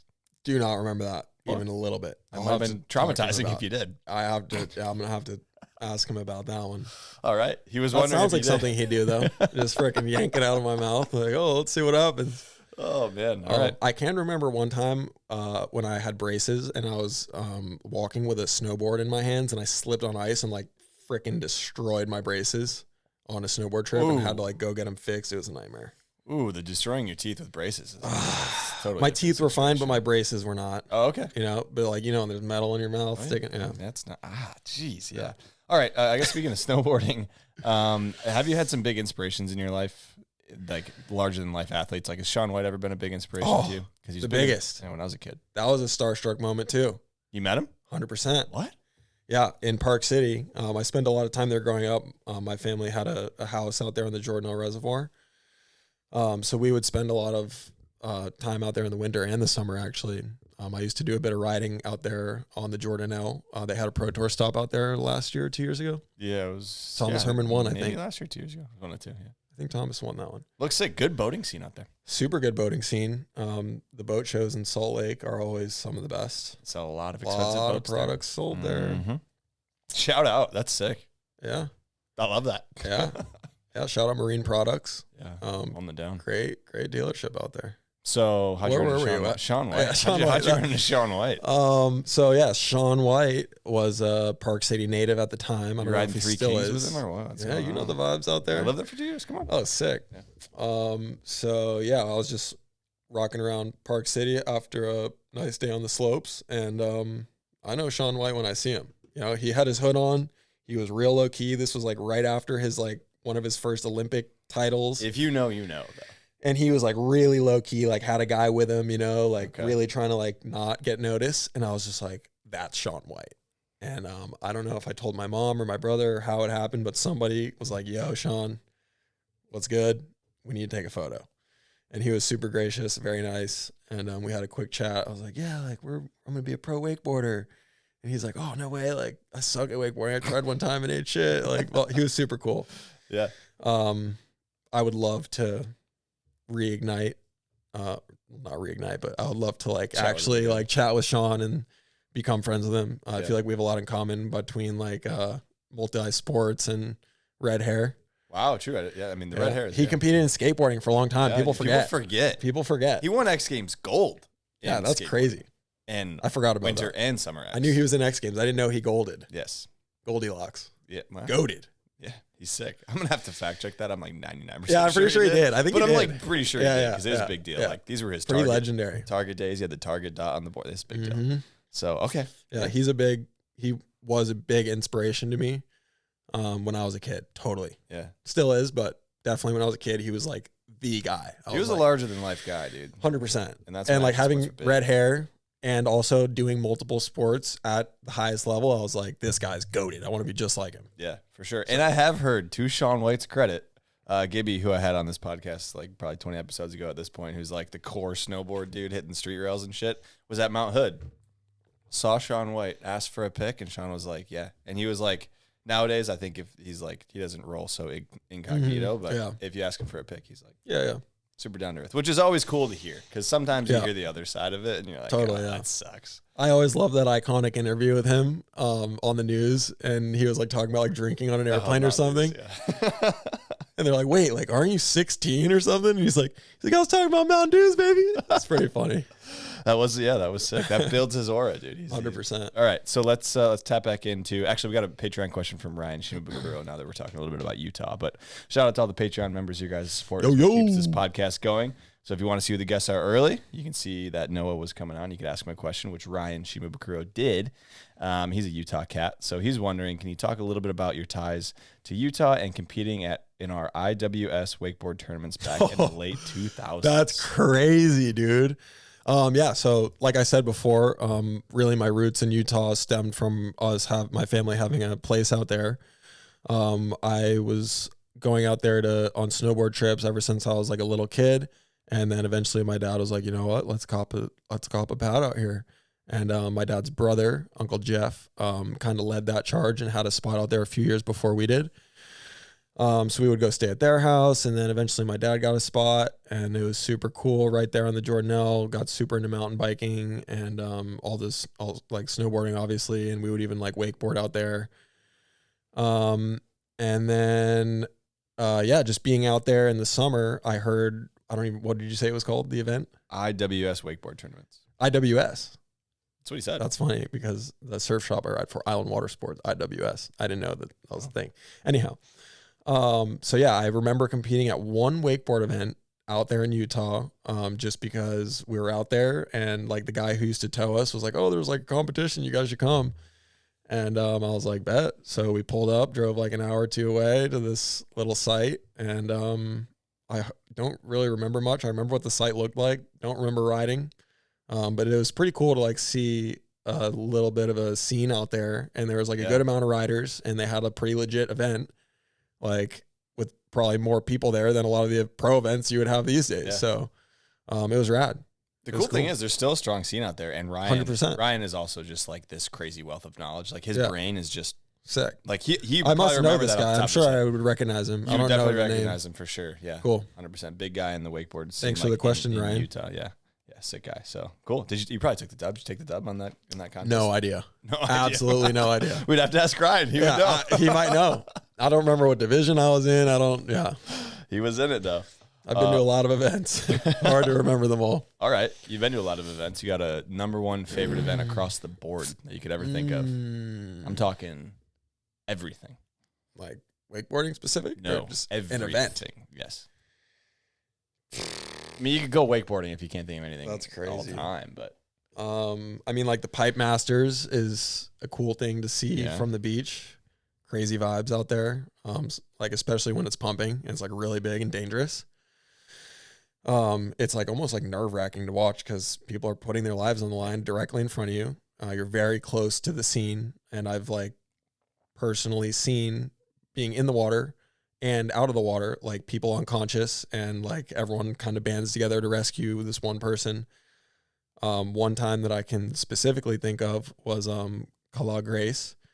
He had a really, really scary wipeout, came up, and then like continued just getting destroyed by this huge set, and was already very disoriented. His helmet flew off, and he ended up unconscious in the water.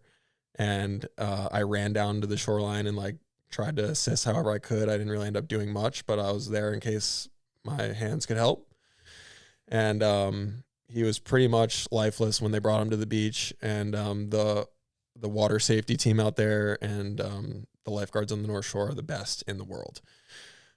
So had it not been for those saviors, like who knows what would have happened, but they brought him back to life, and he's happy and healthy now. Just had a kid, I believe, and pretty heavy vibes though. You know, it's unlike wakeboarding where like you're at the mercy of Mother Nature. Yeah.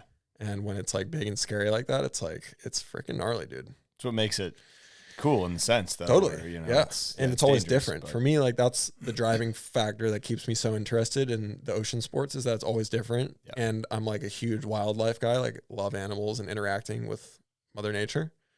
So that's like the driving force for me, is riding a wave that's never going to be the same. Yeah. And like, you're like in your head, you're like, oh, like I know like what could happen out here because I've ridden so many waves. So like, I know like what I'm looking for, but realistically, you're never going to get exactly what you're looking for. Yeah. You know, so that's cool. Interesting. Okay. So I want to kind of dive back into surfing, because we were talking about Burnout, kind of touched on that a little bit, because you do all these different sports, and a lot of people I talk to are specifically kind of locked into wakeboarding. Like they're either doing it year round, or maybe they're taking a little bit of time off, but it's mostly just wakeboarding is the sport. Oh, I want to touch one more thing, one more event. Yeah. The Moomba Masters that Nautique puts on is insane. If you haven't been, you've been. No, you haven't. No.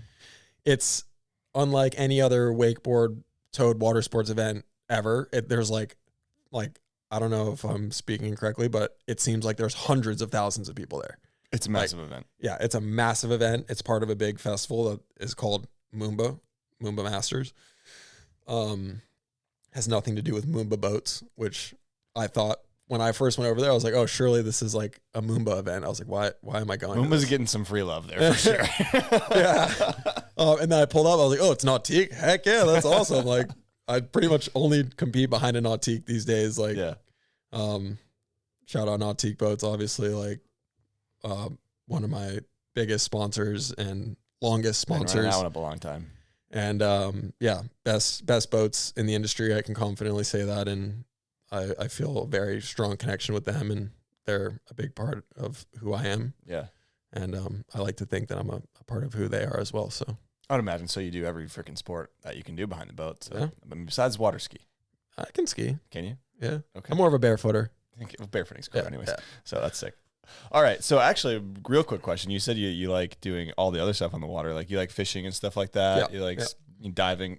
Do you think a Boston Whaler sponsorship would be a conflict of interest with Nautique? Oh, 100%. Yeah. It would. Yeah. That sucks. Whalers are sick. I mean, it doesn't suck. I got a Paragon, you know? Yeah, but whalers are fucking sick though. Yeah. I mean, I grew up like with a tiny little whaler that we would take out into the Sucks. ocean. I wanted to hear that it wouldn't be a conflict of interest, and then we could make something happen with the whaler. No. All right. No, definitely no other boat companies, but no, Nautique's definitely. So you get a new Paragon every Superior. year. Is that the situation?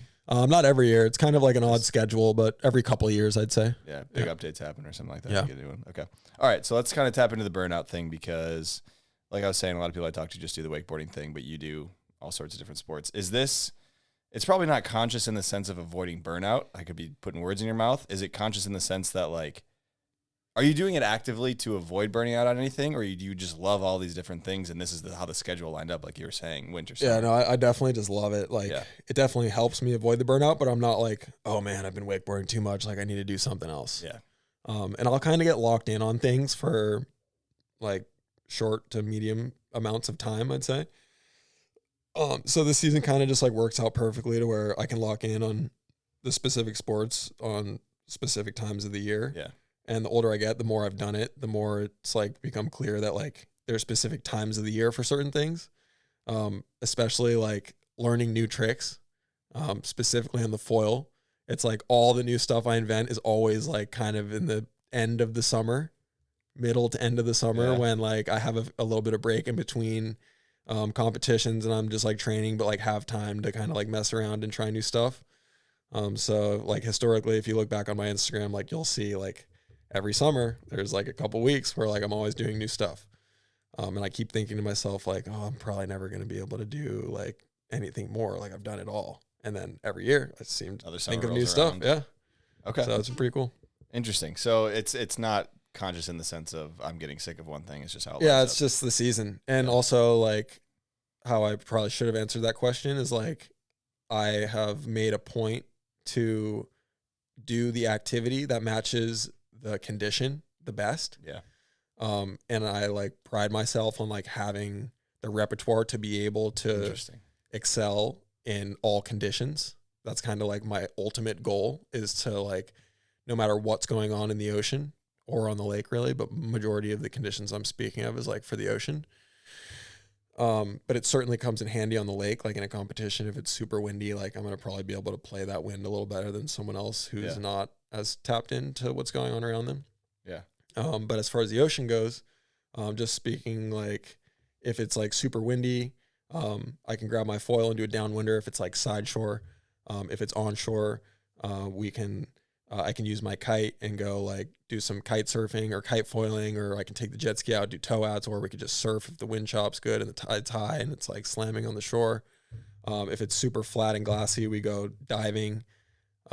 If the water's like super murky on the top layer, we'll scuba dive down to like 140 feet to avoid that surface muck and get into the clear stuff. Where do you keep all your shit? Oh my God. That's what I'm most excited about, this new house I bought. So like I have a majority of my stuff like at my townhouse on the lake. And then like I keep a lot of stuff in my parents' house, like a lot of the older like memoir stuff, like that board I gave you is like from my parents' garage. Sick. Yeah. Is it tough to like, and like I have stuff in Hawaii, like my big boards that like I pretty much only use at Pipe or like Waimea, like the outer reef boards I leave out there. That's nice. I got boats and jet skis and just stuff everywhere, you know. Life of a waterman, you know. But I'm looking forward to having it all in one place. Yeah, you're going to be organized with it. Super. Okay. Yeah, my house is going to be top notch. Okay. I'm really stoked. Very stoked for the house. So what's the most scared? We'll stick on surfing a little bit more into it. Then we get into wake surfing, wakeboarding, wakefoiling a little bit. But what's the most scared you've been paddling out to a break? Or maybe not probably scared, recently, honestly. I went on a trip a few months ago to Peru. The waves weren't necessarily like super big and crazy, but it was like the setup was very dangerous because where you jumped in, if you mistimed it, like, and you got caught by a set when you jumped in, you were like getting washed into like the most death-defying like rock wall, and then like just rocks sticking out and no real area to get out of the water. So I was crapping my pants at this spot. Like we pulled up and like there were some really good waves, but I was like, man, it's almost like not even worth like risking it. Like it was like the last day of the trip. We're pretty much on the way to the airport. But I was with my buddy Oliver Kurtz, who's a legendary pro surfer out of Florida, and he has much bigger cojones than I do, and he's willing to push it a lot harder. So me and my buddy Kiko are like, and Oliver, we're all looking at it, and Oliver's like freaking out. He's like, dude, it's firing. We got to get out there. Like, let's go. And I'm just sitting there. I'm like, oh my God, it doesn't look that good. Like trying to like convince him, like, let's go somewhere else. And Kiko and I are just looking at each other. We're like, oh my God. And we're like, all right, Oliver, like get out there. Like we'll, if you get a good wave, we'll come out. And like never in a million years would I paddle out there alone. And Oliver's like, all right, like no worries. Yeah. Not even a question. Like no helmet, no, nothing. Just like jumps in the water. I'm like, Jesus, this guy's going to die in front of us. So he goes out, of course, like Oliver does, just freaking gets drained, got spit out of like 3 barrels in a row, and I'm just sitting there. I'm like, oh my God. Got no choice now. Yeah. So me and Kiko look at each other. We're like, all right, I guess we're out there. So we run back to the car, get our stuff, and probably sat at the jump rock for like 30 minutes, like walking back and forth, like, oh, like, should we go now? Oh. And then like Kiko is like, all right, screw it, I'm going. And I'm like, don't go. Like it's a bad time. And he jumps in, like kind of a bad time, but like still made it. And I was like, all right, I just need to stop being a pussy and get out there. Yeah, fair. So I sent it out, and you know, it was cool. We ended up being completely fine, but I was really scared. Interesting. Okay. I was curious on that. But yeah, I've had a lot of scary paddle outs. A lot of like pipeline paddle outs when it's like third reefing. It basically like, I don't know what that means. What is that? so like there's 3 reefs. There's like first reef where the barrel detonates and it's Okay. like the most energy. Like that's where you don't want to get caught. And then there's second reef, which is like kind of a roll in. It can still barrel out there, but it's not really like, it kind of like just stands up super tall and then rolls into the first reef. Okay. So dudes will go out there on like 7 to 8 foot boards, maybe big 6 foot boards, and like roll into the super, it's like almost like big wave surfing at that point. And then you like roll into the barrel, which is like the dream. I've never got a second reef wave at pipe yet, but it's like on my list of things I want to achieve. It's not easy to do. And like even sitting out there, if you're like not one of the boys on like one of the good days, it's like almost disrespectful to even be there. It's kind of like, it's like the Legends Peak, they call it. Yeah. But on a crappy day when it's huge, I definitely wanted to give it my shot and get a wave out there just for old time's sake, just say I did it. And then there's third reef, which is like way beyond the second reef. No one really surfs it. But if it's breaking on the third reef, it's like maxed out, as big as pipes pretty much gets. And when that happens, the waves get pretty jumbled up and like pipe can just like close out like the whole, there's like a pretty defined channel, especially on the left at pipe, and then backdoor is the right. If you go right at backdoor, it's like you can get pretty smoked like paddling out. Like there's not really a channel there.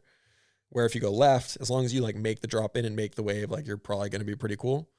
But on a third reef day, it can completely close out first reef. And like, no matter where you're sitting, even if you're kind of sitting off to the shoulder, like trying to play it safe, you can still get smoked. Jeez.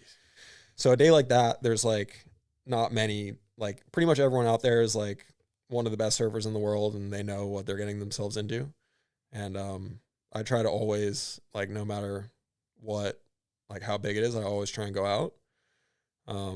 Even if I don't catch a single wave, I usually get at least one wave. Even if it's a crappy one, I try and just get comfortable out there and put myself in those uncomfortable situations.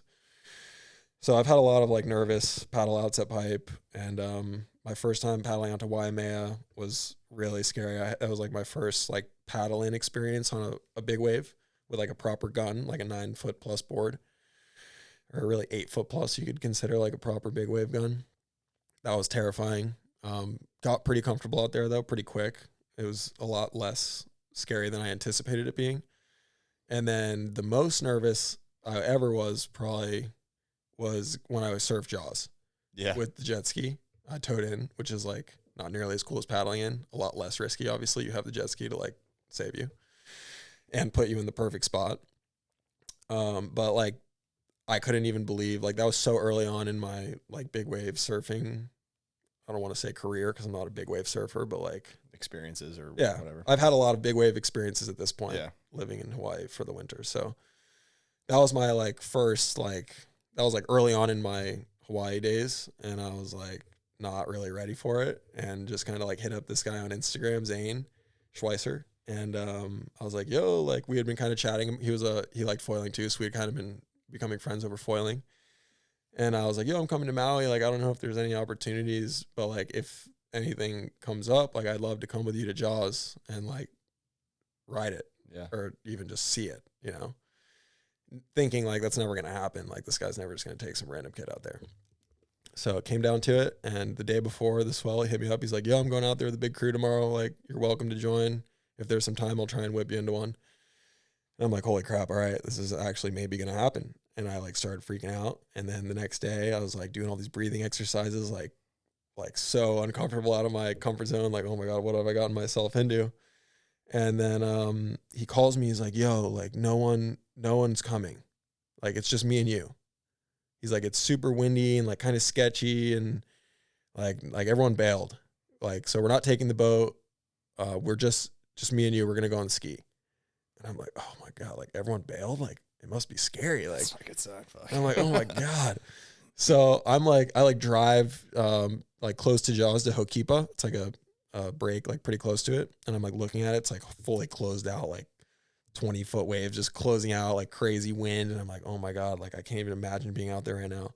And I call him. I'm like, dude, I don't know. Like, are you sure? Like, he's like, yeah, it'll be fine. Just come down. And like, he like grew up on Maui, like one of the best big wave surfers. Yeah. Like, it's like mellow for him. He's like, yeah, that's whatever. So I pull up to the harbor, have nothing really, like no equipment for what I'm about to get myself into. And he's like, oh, you have like a spring suit? And I'm like, no, I just got this top. He's like, all right, well, I have this inflation vest for you, but it's like one of the first ones like that Patagonia ever made, and it's like almost 10 years old, and it's like I'm looking at it and there's like all these like rusty like pieces of metal on it, and it's like super ghetto. And I'm like, oh my God, I would pay anything for a legitimate flotation vest at this point. And I'm like, shit, like what am I doing going out with this guy? So Zane ended up taking great care of me. And I asked him before, I was like, what's the worst case scenario? He's like, well, like the vest could pop, but that wouldn't be as bad as if like you inflated the vest and then it like went over your head and like hog-tied you with your arms in the air, and then you can't breathe or move. He's like, that's probably the worst case scenario. So that's why I wanted you to bring a spring suit. I was like, oh, well, we're at the harbor. You didn't tell me I needed a spring suit. I would have gone and bought one, you know? So he's like, all right, well, it's all right. Just wear it over. Just, you know, just try not to inflate it and get hog-tied. And I was like, all right, bet. So knowing what I know now about inflation vests, like should not have put any sort of trust in that old thing, you know, like now I'm super, like I own my own now, because I remember being out there thinking I would literally pay anything to have one of these proper vests right now. Yeah.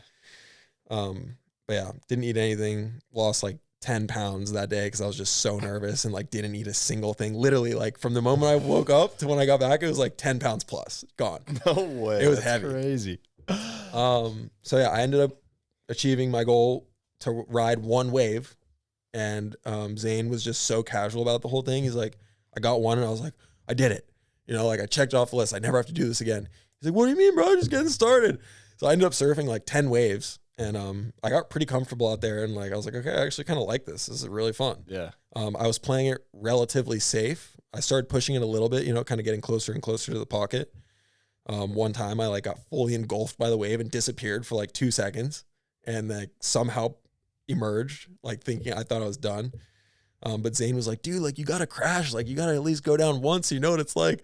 I'm like, oh, I'm good, you know, I'll maybe wait till I get a legit setup before I start intentionally crashing. We'll run it up next time. Yeah.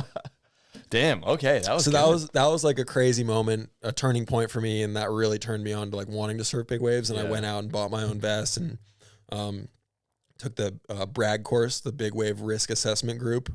It's like a big wave risk assessment group course. Essentially, they like teach you how to handle heavy water and how to save lives. It's like the Ocean Avi course. Yeah, like CPR and what to do in certain situations. And that was super cool. They run a really cool organization. So if any of you guys listening want to like take that course, you can do it online. And they also do like in-person classes a few times a year around the world.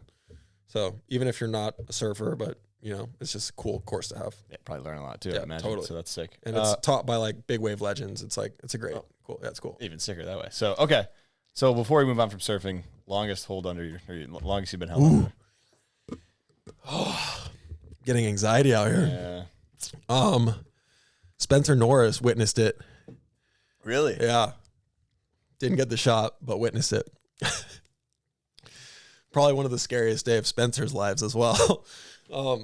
It was, I think it was 2021 maybe, during the Eddy swell. You know what the Eddy is? The big wave surf contest. No. That's actually. Wait, is there a video about this? Yes. Okay. Yes. Yeah. That's obviously Spencer shot. Yeah. Okay. I watched this yesterday. So I should have mentioned the Eddy when we were asking me the question about events. This is when you're driving by all the tents are right there. Yeah. and Yep. Okay. You remember the scene. Yeah. So the Eddy is like a crazy attendance. They have like, it's almost like Moomba, but for surfing. It's like a crazy amount of people show up to it. The whole Waimea Bay is like completely packed. The freaking like mountain is like people all over the hill. Like They only do it when it's like firing, right? yeah, Like, it's like pretty much they do it on like, they try and do it every year, but they won't do it if it's not like a huge swell. Okay. So the Eddy swell, I think it was 2021. I could be mistaken, but it was like pretty much the biggest swell of the decade. Like they hadn't run the Eddy in a pretty long time. And this was like a massive swell. And the morning I had a really long hold under, almost drowned, was that morning when they started the Eddy. So Spencer Norris was there. I had another buddy who took Spencer on the jet ski to film. And then I had my tow partner, Gora, who is like one of my best friends. I trust that guy with my life. He's saved me tons of times and vice versa. He is the one with the jet ski out there. So pretty much any time I'm towing is with him. So it was the first wave of the day. I had a lot of nerves going into the day, knowing that like they're having the Eddy. It's going to be the biggest day of the decade. Like it's like, you know, we're in the mecca of like insane waves, and it's the biggest it's ever been. This is it. In almost in my lifetime. So I was like, holy crap, I don't know like if I'm ready for this, but let's go give it a shot. You know, I have Spencer here for a week and he just happens to be here like on the biggest day. So we charged out there and it was my first wave of the day. It was probably like 7 a.m. or something like that, like not fully awake. Get towed in to this wave at a place called The Rock, where there's like this big rock that sticks up out of the water. Pretty popular, big wave tow spot out there when it gets big. And it's not a very perfect wave. Like there's some waves out there that kind of break into a channel and it's like, you know, like where you're at, where this wave, it just kind of can close out and run for like a long distance. So Gora whips me in and I'm like, let's do this. Feeling pretty confident. Have my inflation vest now, my own. I'm pretty like stoked on it. I think it was the second time I ever used it. And bring it back one day. I got the vest and went out and tested it with my buddy Gora. Took some huge waves on the head, like as the swell was filling in, and like just sat there and like pulled my vest, like 2 cans. It holds 4 cans, 2 in the back, 2 in the front. So like I just sat there, like got smoked by these huge sets. Like Gora said, it was like the gnarliest smoking he's ever seen.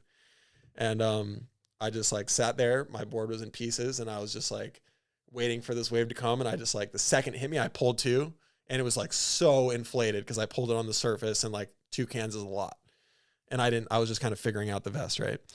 So Gora tells me the next day at the harbor, yo, don't pull 2 cans. You know, we're going to be out here all day. It's going to be huge. Like if you got to pull, just like pull 1. We got to conserve our cans, blah, blah, blah.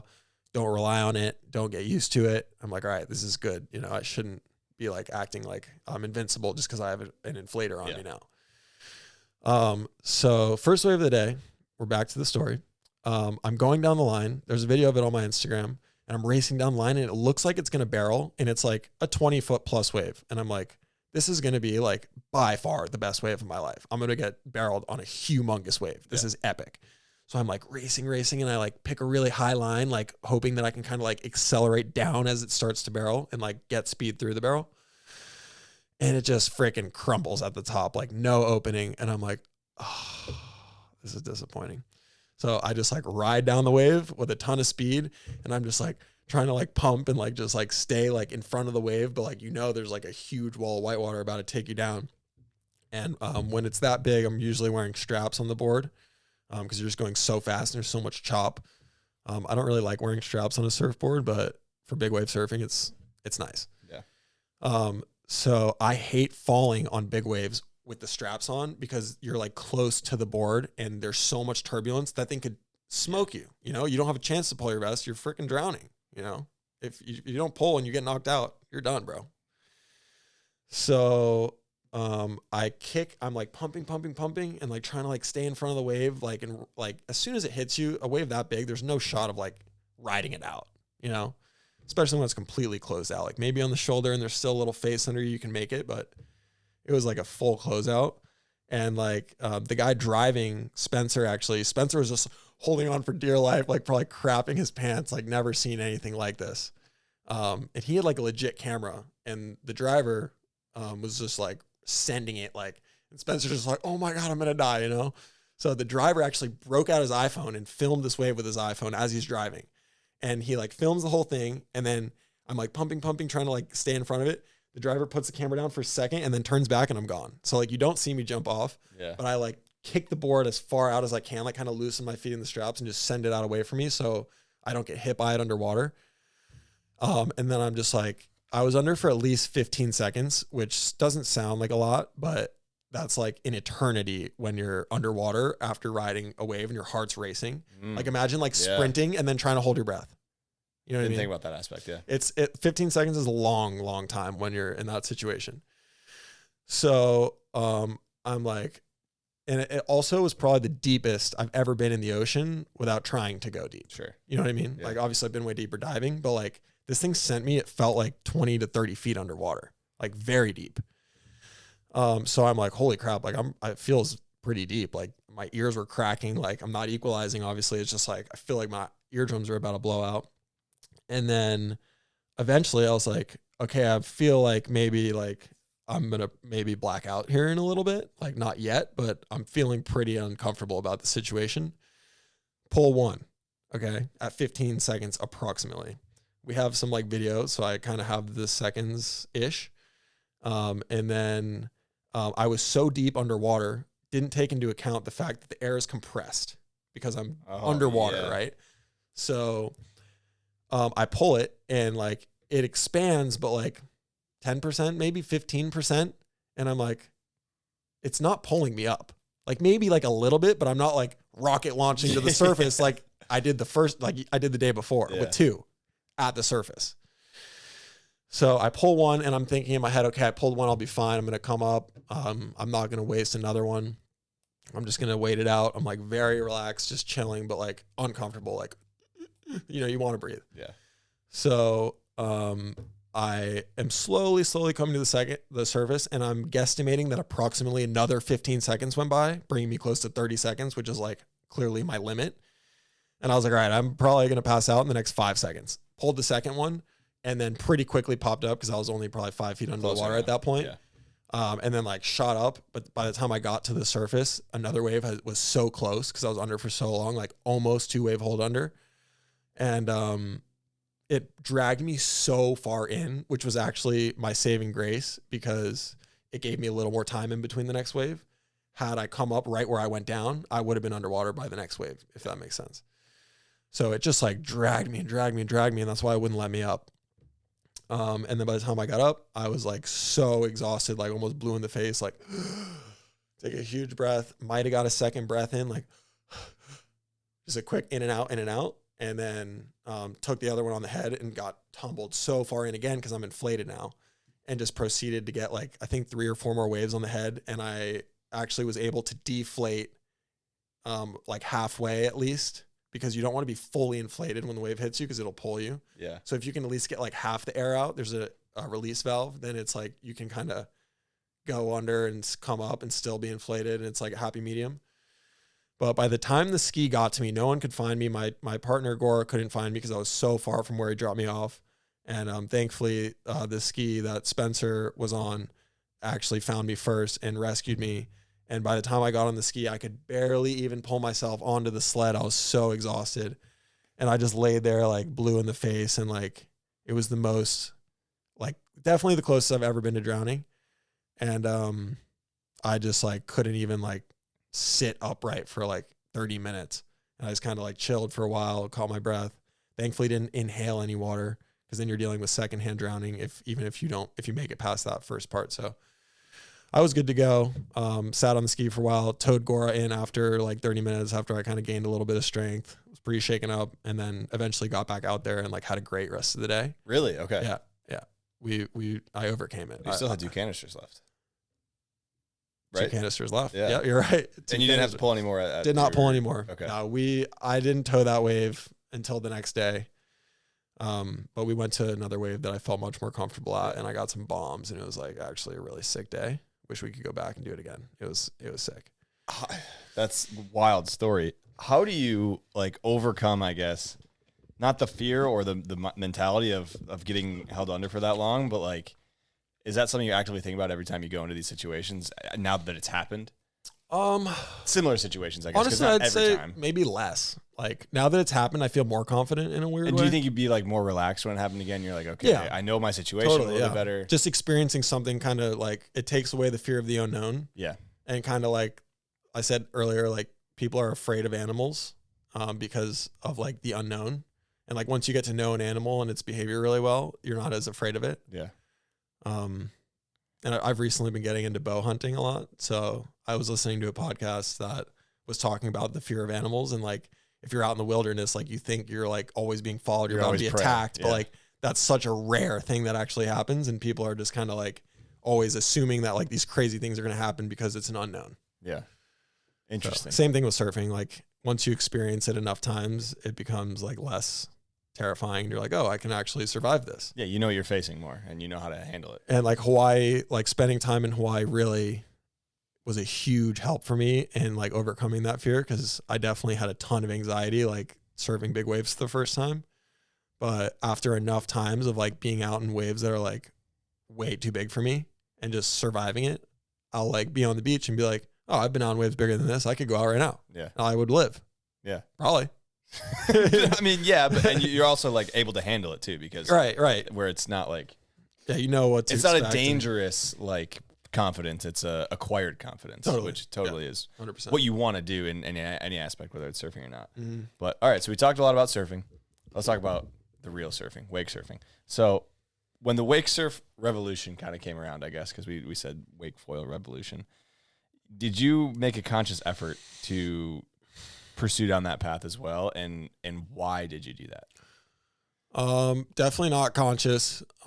It's all started again with my big brother Keenan. So Keenan stopped wakeboarding very early on in our journey. Funny enough, the boots he had hurt his feet. So Keenan was great at wakeboarding. He had a couple flips like at a really early age. Like he was talented. And it bums me out because he probably would have been a really good wakeboarder. And I think he would have been like a really stylish wakeboarder because he cares a lot about style. So I wish he kind of would have kept doing it, but you know, that was his path. He stopped at like 8 years old or something. Oh, young. Okay. I think I was like 6, and boots hurt his feet. He's like, yeah, I don't like this. These boots suck. I'm going to wake surf, which was very new at the time, but Dean Lavelle was always on the up and up, and had a pretty dang good wave on his 210, freaking listing like that. Just driving. We would get calls like 911 calls, because it was the lake we ride on is right on one of the main roads in South Florida. So people would be like, there's a boat sinking out there. And one time we had like helicopters and police surrounding the lake, like trying to save us. We're like, we're just wake surfing. It's fine. Yeah, like good times. But yeah, that's kind of how it started. Keenan, my parents would take us to the lake after school, and I would wakeboard. And then Keenan was like, you know, I'm going to start doing this wake surfing thing. And like, we always had a passion for surfing. Ever since we were born, pretty much. That's what we were around. You know, we lived a block away from the beach. Yeah. So, Keenan was like, I'm going to use my session to wake surf. And our parents were very generous to get us like 30-minute sessions whenever we'd go. So I'd ride for 30 minutes and then Keenan would have his 30 minutes. And at first, for a long couple of years, they were like, no, like if you want to wakeboard, like you can't wake surf. Like that's Keenan's thing. Like he's going to wake surf and like you're going to use your time to wakeboard. And I was like, but like, can't I just like do both? Like, no. And they're like, nope, like you get 30 minutes. Like, and I was like trying to always like, let me get 5 minutes wake surfing. And they'd be like, all right, you know, they'd feel bad, like little bro. They'd like, let me like once in a while get out there and like give it a shot. Yeah. And I was like, okay at it. And then, took a good amount of years, honestly. And then Keenan started like competing and like winning world championships, like at a very early age, like probably one of the youngest people to have a wake surf world title. But I mean, honestly, the people are getting so good now that might not even be true. Like Jet Shreds and That kid's nasty with it. this girl Brinley's like 12 years old, just won a world title, so that might have trumped Keenan. Yeah. But He was nasty in the day. at the time, kid was yeah. good. And Keenan's still nasty. He just won worlds last 2 weeks ago. Oh. So There you go. shout out, Flegel's bro. holding it down. Yeah, still got it. I think it was his 9th or 10th world title in wake surfing. Where were we? I'm on a ramble. I mean, it was kind of just like, was it a conscious decision? It's just yeah, like yeah. kind of. So, yeah, I would try and get out there whenever Keenan would go. I'd always steal a couple of his minutes, or maybe like they're my minutes, whatever. Yeah. So, eventually, a world championship came around, and I just happened to be there, and I was like, oh, I'll sign up. And then I like entered the like junior pro division, whatever it was called, and I like stuck a 3-shove for the first time ever in this contest and won the juniors division. And then my parents were like, okay, like maybe this is like not a bad idea, you know, maybe we should let him do it more. And I was getting a little older, so they're like, all right, like, you know, and that's kind of how it started. And they started letting me have a little bit more time, and then we got sponsored pretty early on, and me and Keenan shared a boat for a while with a different company. Keenan's still with them at this time. Thou shall not be spoken of. Oh, So you guys shared a boat. yeah, me and Keenan Okay. shared a boat for a little while in the early early years, and that's when I really, I'd say, excelled at wake surfing, or like got good, because we had our own boat to ride, hanging out together. Yep. All the time. And then pretty shortly after that, I signed with Nautique, and then it just kind of from that point on, like pretty early on, I went pro wake surfing and wakeboarding, probably around the same time, like around 16 years old. And that's just kind of went on from there. The rest is history. So nowadays, do you do a lot of wake surfing competitive wise? Because it's kind of hard to keep up with all the contests you do, like which ones you pick and choose to do, foil, wake surf, wakeboard. But do you do a lot of wake surf competitions? I do all of Nautique's events. Okay. So the Nautique Wakeboard Series and the Nautique Wake Surf Series is the only competitions I enter these days. There was a period where I was doing the Pro Tour and all of Nautique stuff and all the WWA, like World Wakeboard Series stuff. Yeah. And those were some great years. Had a lot of fun. Unfortunately, ended in a lot of injuries. Pushing myself that hard for that long, like 15 comps in a season, was like insane. Not much downtime, not taking care of the body very well, just kind of sending it every weekend.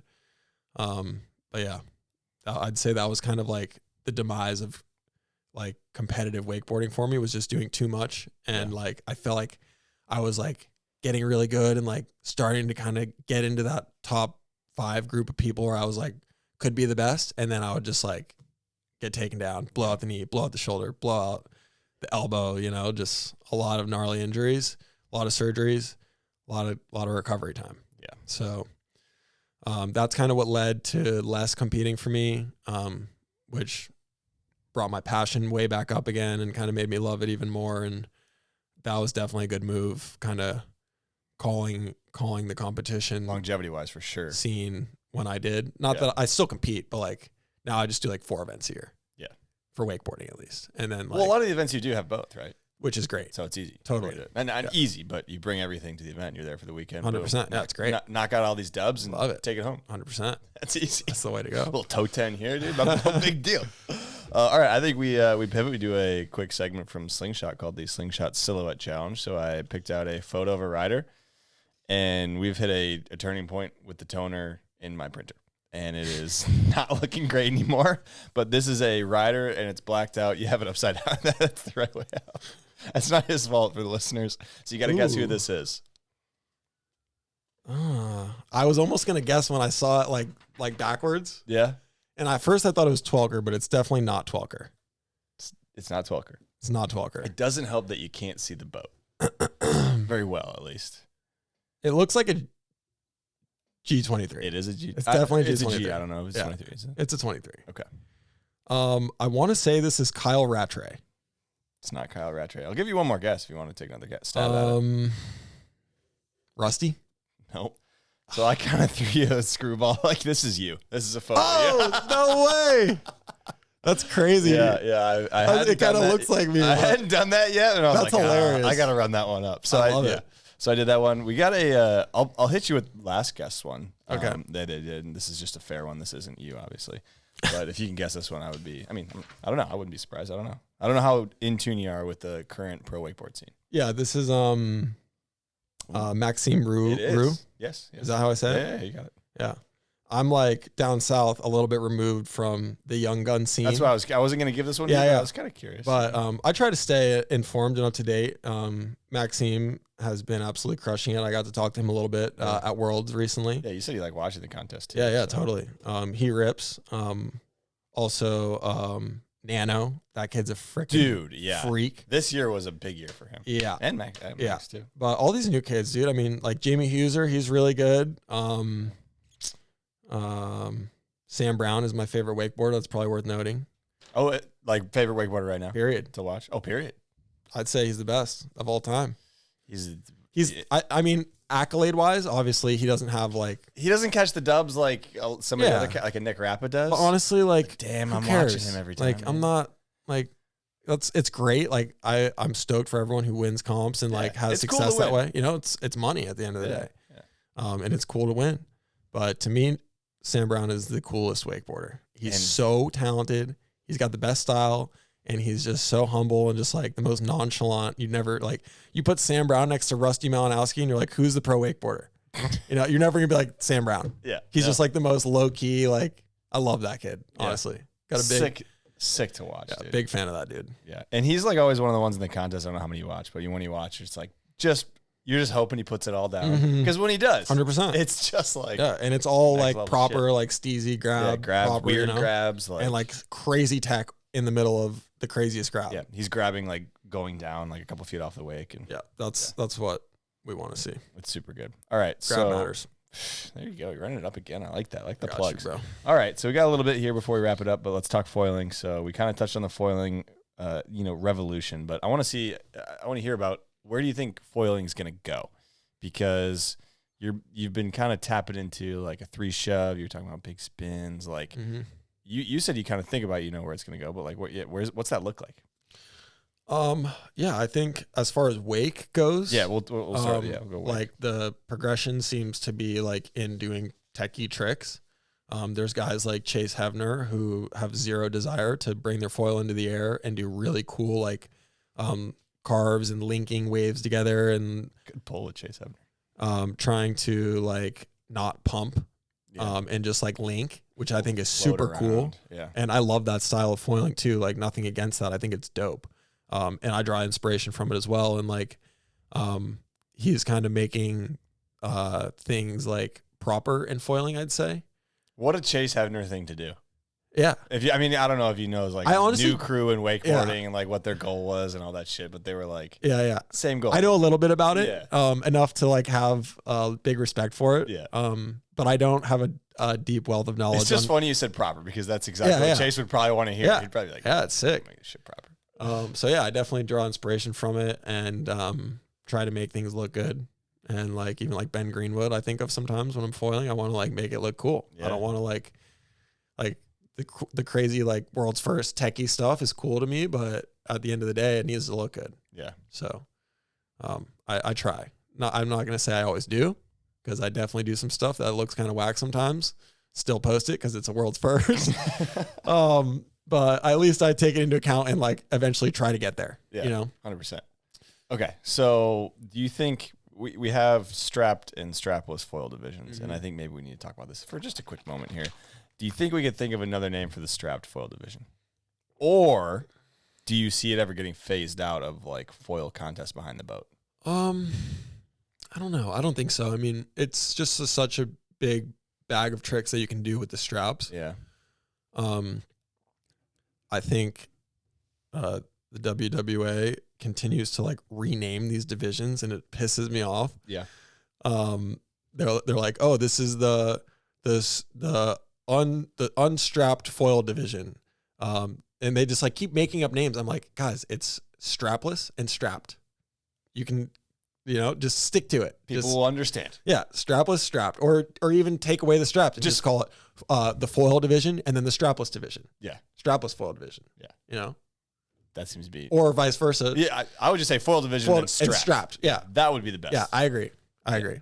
So, but I like saying strapless because those tricks I think deserve more respect, like the strapless tricks. So I think I like saying strapless because strapless 360 or whatever. Right, because it's harder. Yeah.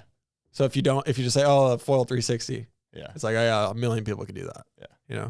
Strapless. So I say strapless because it's like a flex almost. Yeah. I mean, you got to let them know because it's definitely way harder. Like the strapless backflip. That's like the epitome of foiling for me. Yeah. It's like the hardest trick. So I guess where do you see the progression of tricks going? Like, is there any way we could get foils that go both ways?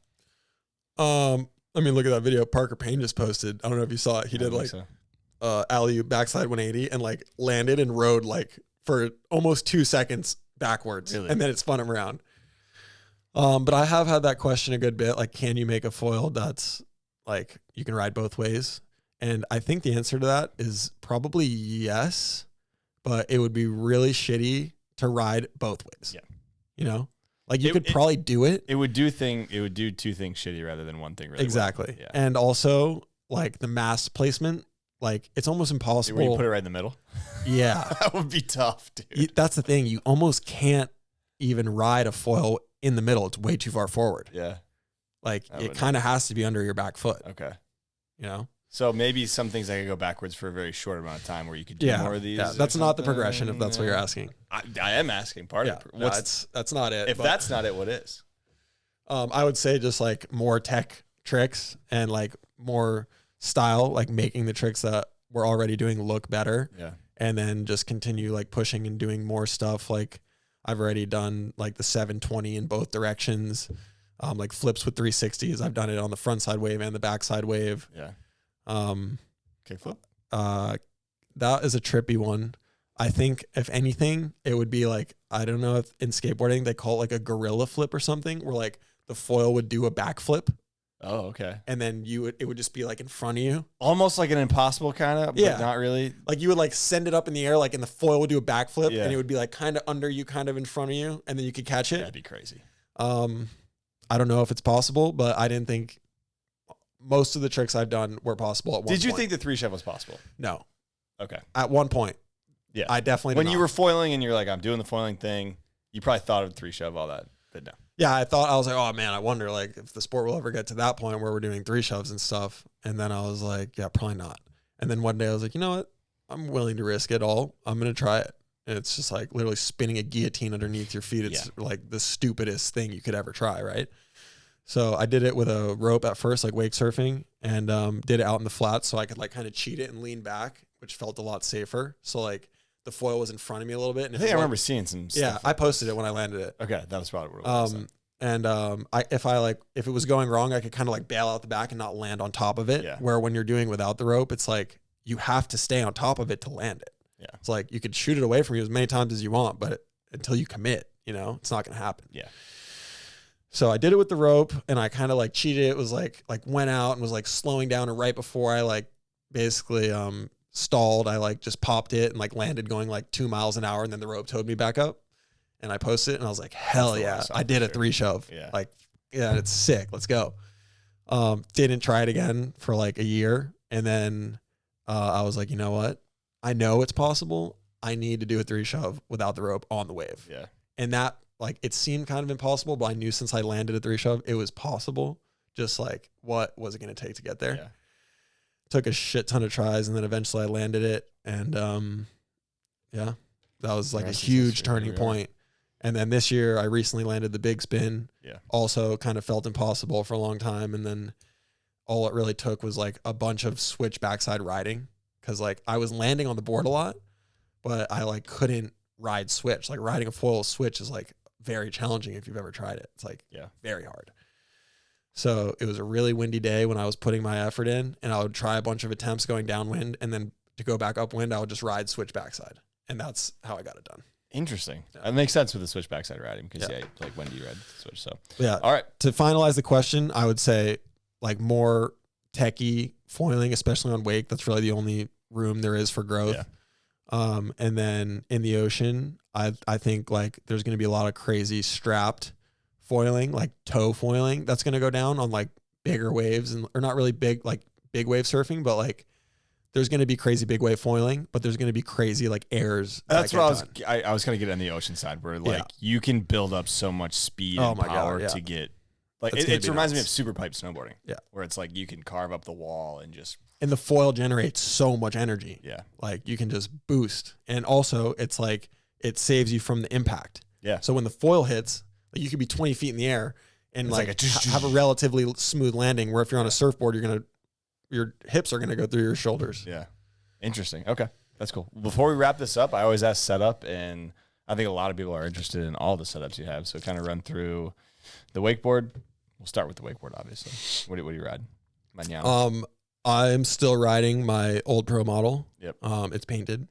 But size, stance, what do we got? 145, I think it is now. I think it was a 144, but now it's a 145. Okay. Yeah, this one's a 144. Yeah.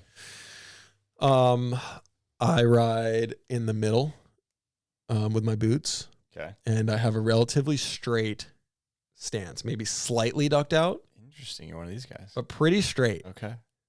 I go 12 and 6. Directional too. No. Wait. 12 and 6. Is that what it is? Oh, you mean that's what there are on either side. I thought you meant like 12 on one. No, or whatever. Wild. Okay. That'll be wild. Okay. So pretty straight on stance. Pretty straight up. Rope length, boat speed. What do we got? I ride generally 75 feet on a G or a Paragon, like 22.6 miles an hour. Okay. Down from 23.5 miles an hour when I was a younger guy riding like the 230. Yeah. Okay. And wake surf board. You got a pro model with Manana, Yep. right? Yeah, I have a pro surf and skimboard with Manana. The skimboard's called the 007 and the surfboard is just called the Noah Pro. And they're great boards. Like the surf style board is like a traditional proper surf style board. I wanted to touch on this subject actually. There's a lot of wackness in wake surfing, specifically with the surf style situation. What do you mean by this? Because I did want to ask about this. Yes. I'm glad. Surf. I hope people are still listening 3 hours into this podcast. I bet they are. But basically, surf style wake surfing originated from emulating surfing in the ocean, right? Which is like what was cool about wake surfing to me. I think skim style wake surfing also emulates skimboarding in the ocean, which I mentioned earlier was like a huge part of my childhood. So wake surfing is just like emulating those sports. So I want to emulate the sports that wake surfing was founded on as best as I can. So when I'm riding a surf style wake surfboard, I want to be doing big airs, like getting stylish. You can still do tech tricks, but I think to properly like surf style wake surf, you need a board with round rails and like enough fin surface area in the water to like generate energy up the wave. Yeah. So what's been happening is obviously people want to do all these crazy tech tricks in competitions because they want to win. Yeah. So the sport for a while was kind of going towards like super techie surf style wake surfing, and these super whack wake surf brands like Canuck were making these boards that were like super sharp rails, like it almost looked like this table. Yeah. And putting very small fins in. I like to ride quads with 4 fins, and like actually utilize those fins for grip, where they're kind of just putting them in the board so they're there. So they're building a skim style board that can go in surf divisions. Exactly. So like they'll put the fins closer together and further up the board, which makes it super loose. Yeah. And then the rail is like basically a skim board, and then it's just like a little thicker. And it's like these kids are doing like 540 big spins on their surf style boards, and like they'll like do all this crazy tech stuff, and then they'll like go to do the most classic traditional wake surf style trick, the air reverse, and fall, which is like the easiest trick. Yeah. Like, and that should be like your chance to like show off your style when you do that trick in a like run. the method or whatever. Right. I would assume.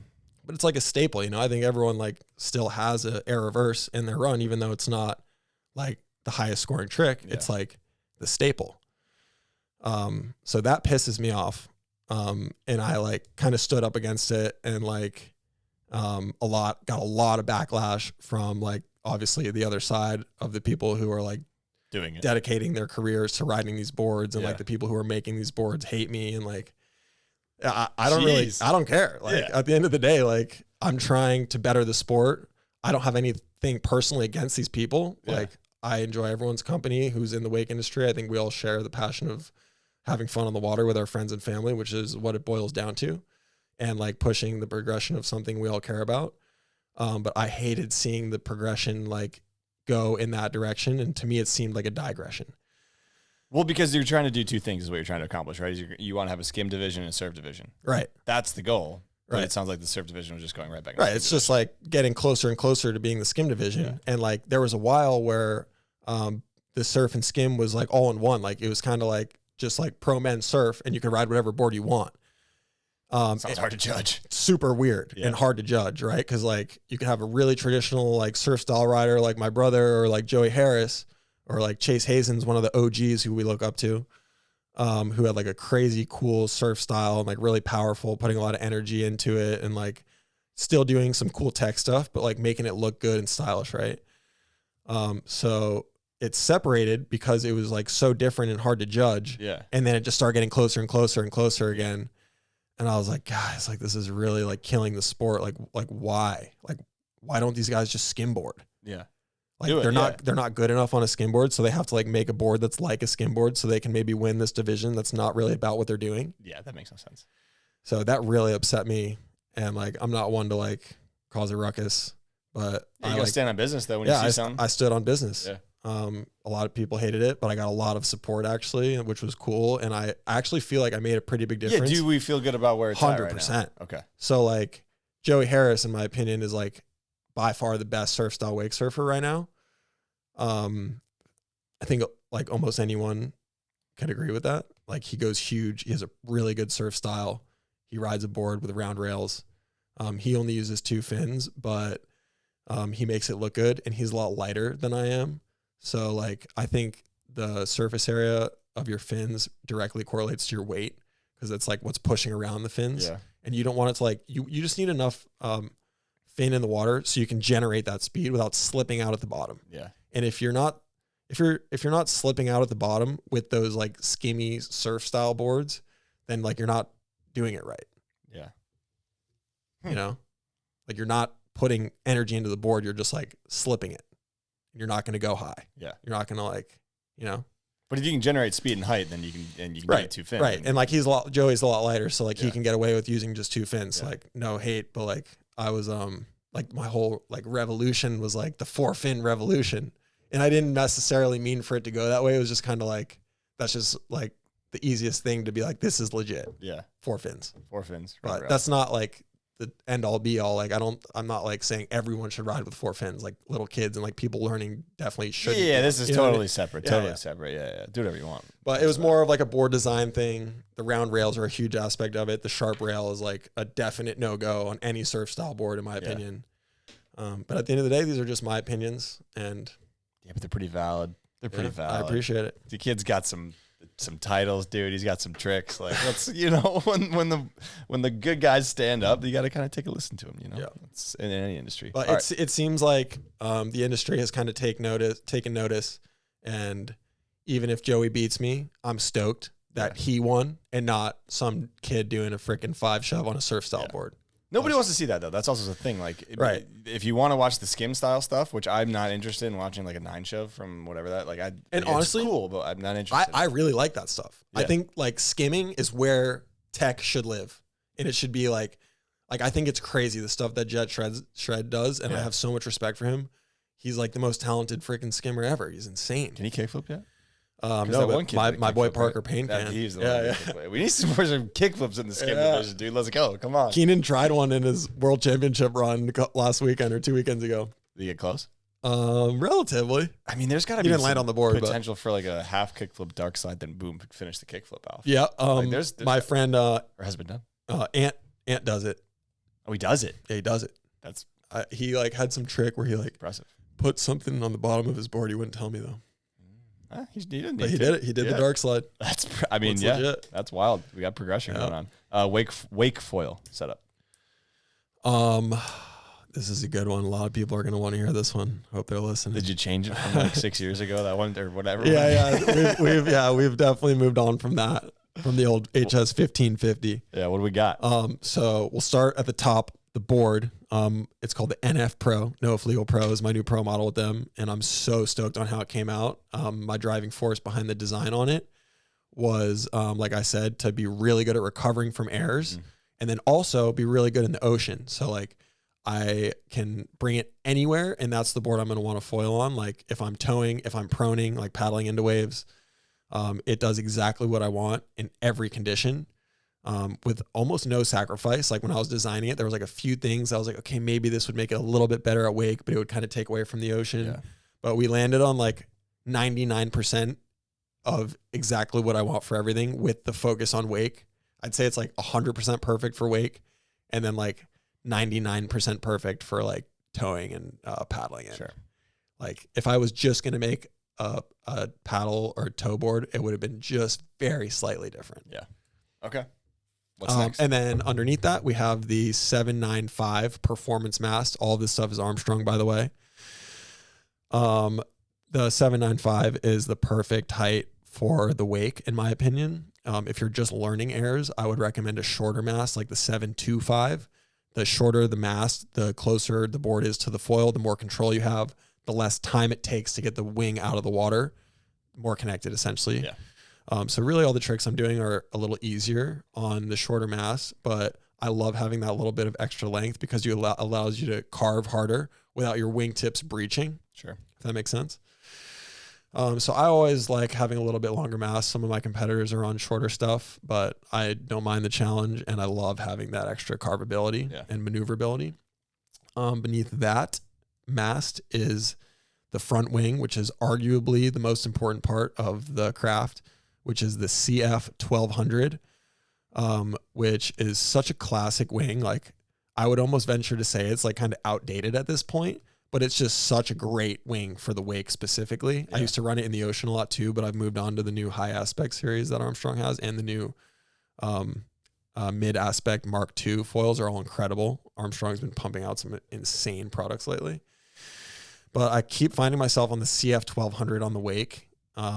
It's super consistent, reliable. It doesn't like buck you in unreliable ways. It's like when I land, it's kind of going to sink into the water. When I like come down from big air, as you're landing, the wing can kind of be unpredictable. And like, especially the more high aspect, wider wings will kind of make you land funky sometimes.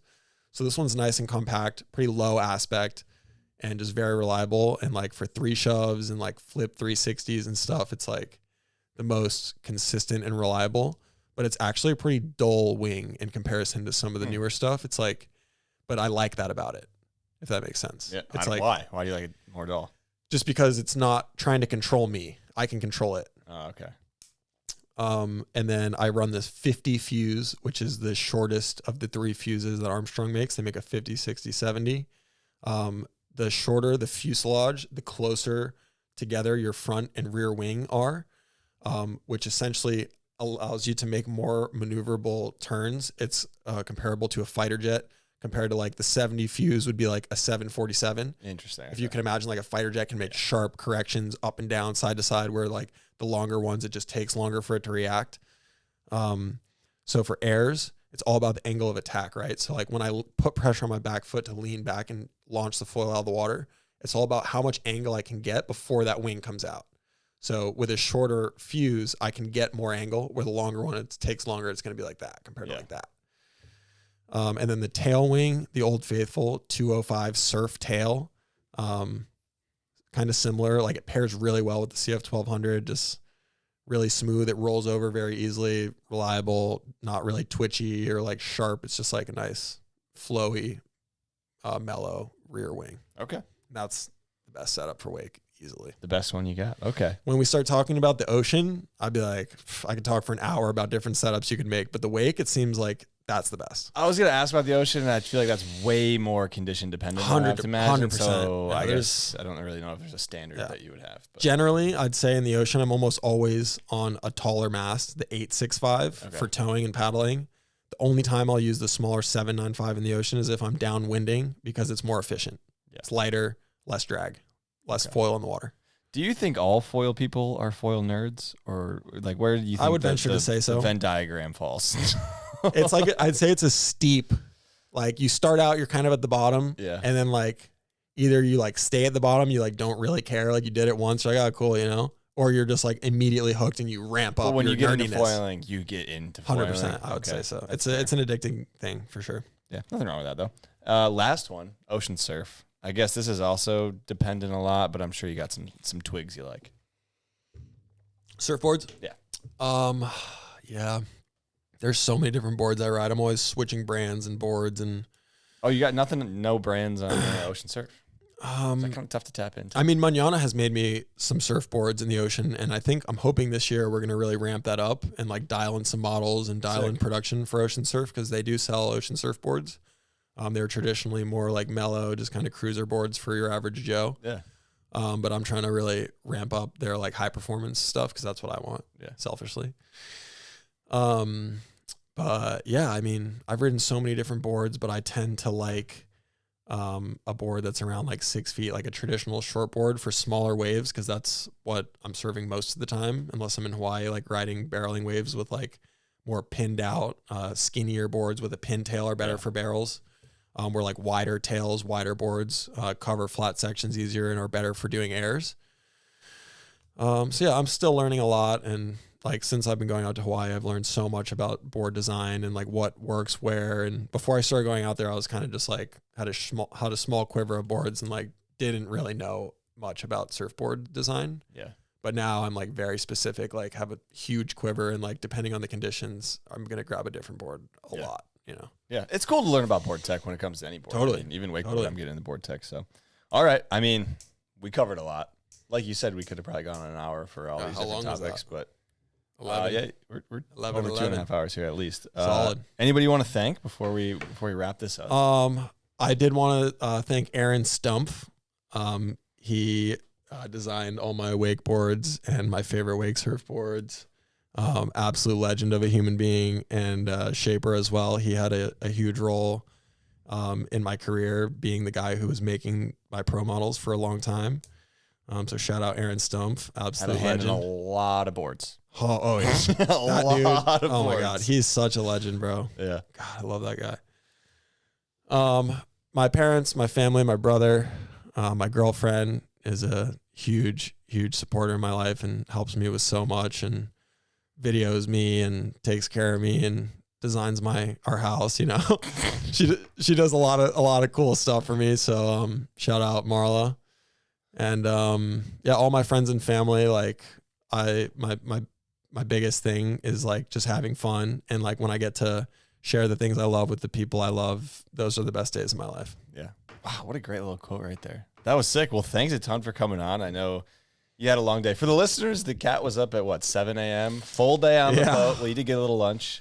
Yeah, we got some dinner, and then you cruised right over here. So this is a long day. Totally. But, he's a professional. I'm a late night guy, dude. Are you? I would way rather do this. Like we could start it right now. I'd be stoked. That's crazy. Yeah, I can stay up till 3 a.m. no problem. Like I think Interesting. my creative brain turns on at night, so this is a good time to kind of have a convo. I kind of would have pegged you as a morning guy, but Definitely not. Yeah, No. I can do them whenever. They're always I fun. struggle hard in the morning. Yeah. Yeah, if we had this conversation in the morning, I would have left 2 hours ago. You still like I was like, yeah, I'm covered over- things yeah. and just ran Yeah, through it. yeah. Well, sick. Thank you for thinking of that, and that's Stoked, awesome. Stoked. Thanks everybody for tuning in. Thank you to everybody on the Patreon. If you guys are interested in supporting the podcast, joining the Patreon is the best way to do that. Other than that, thank you guys for tuning in. Thanks for coming on. We'll see you guys next time. Thank you for listening. Yoo-hoo.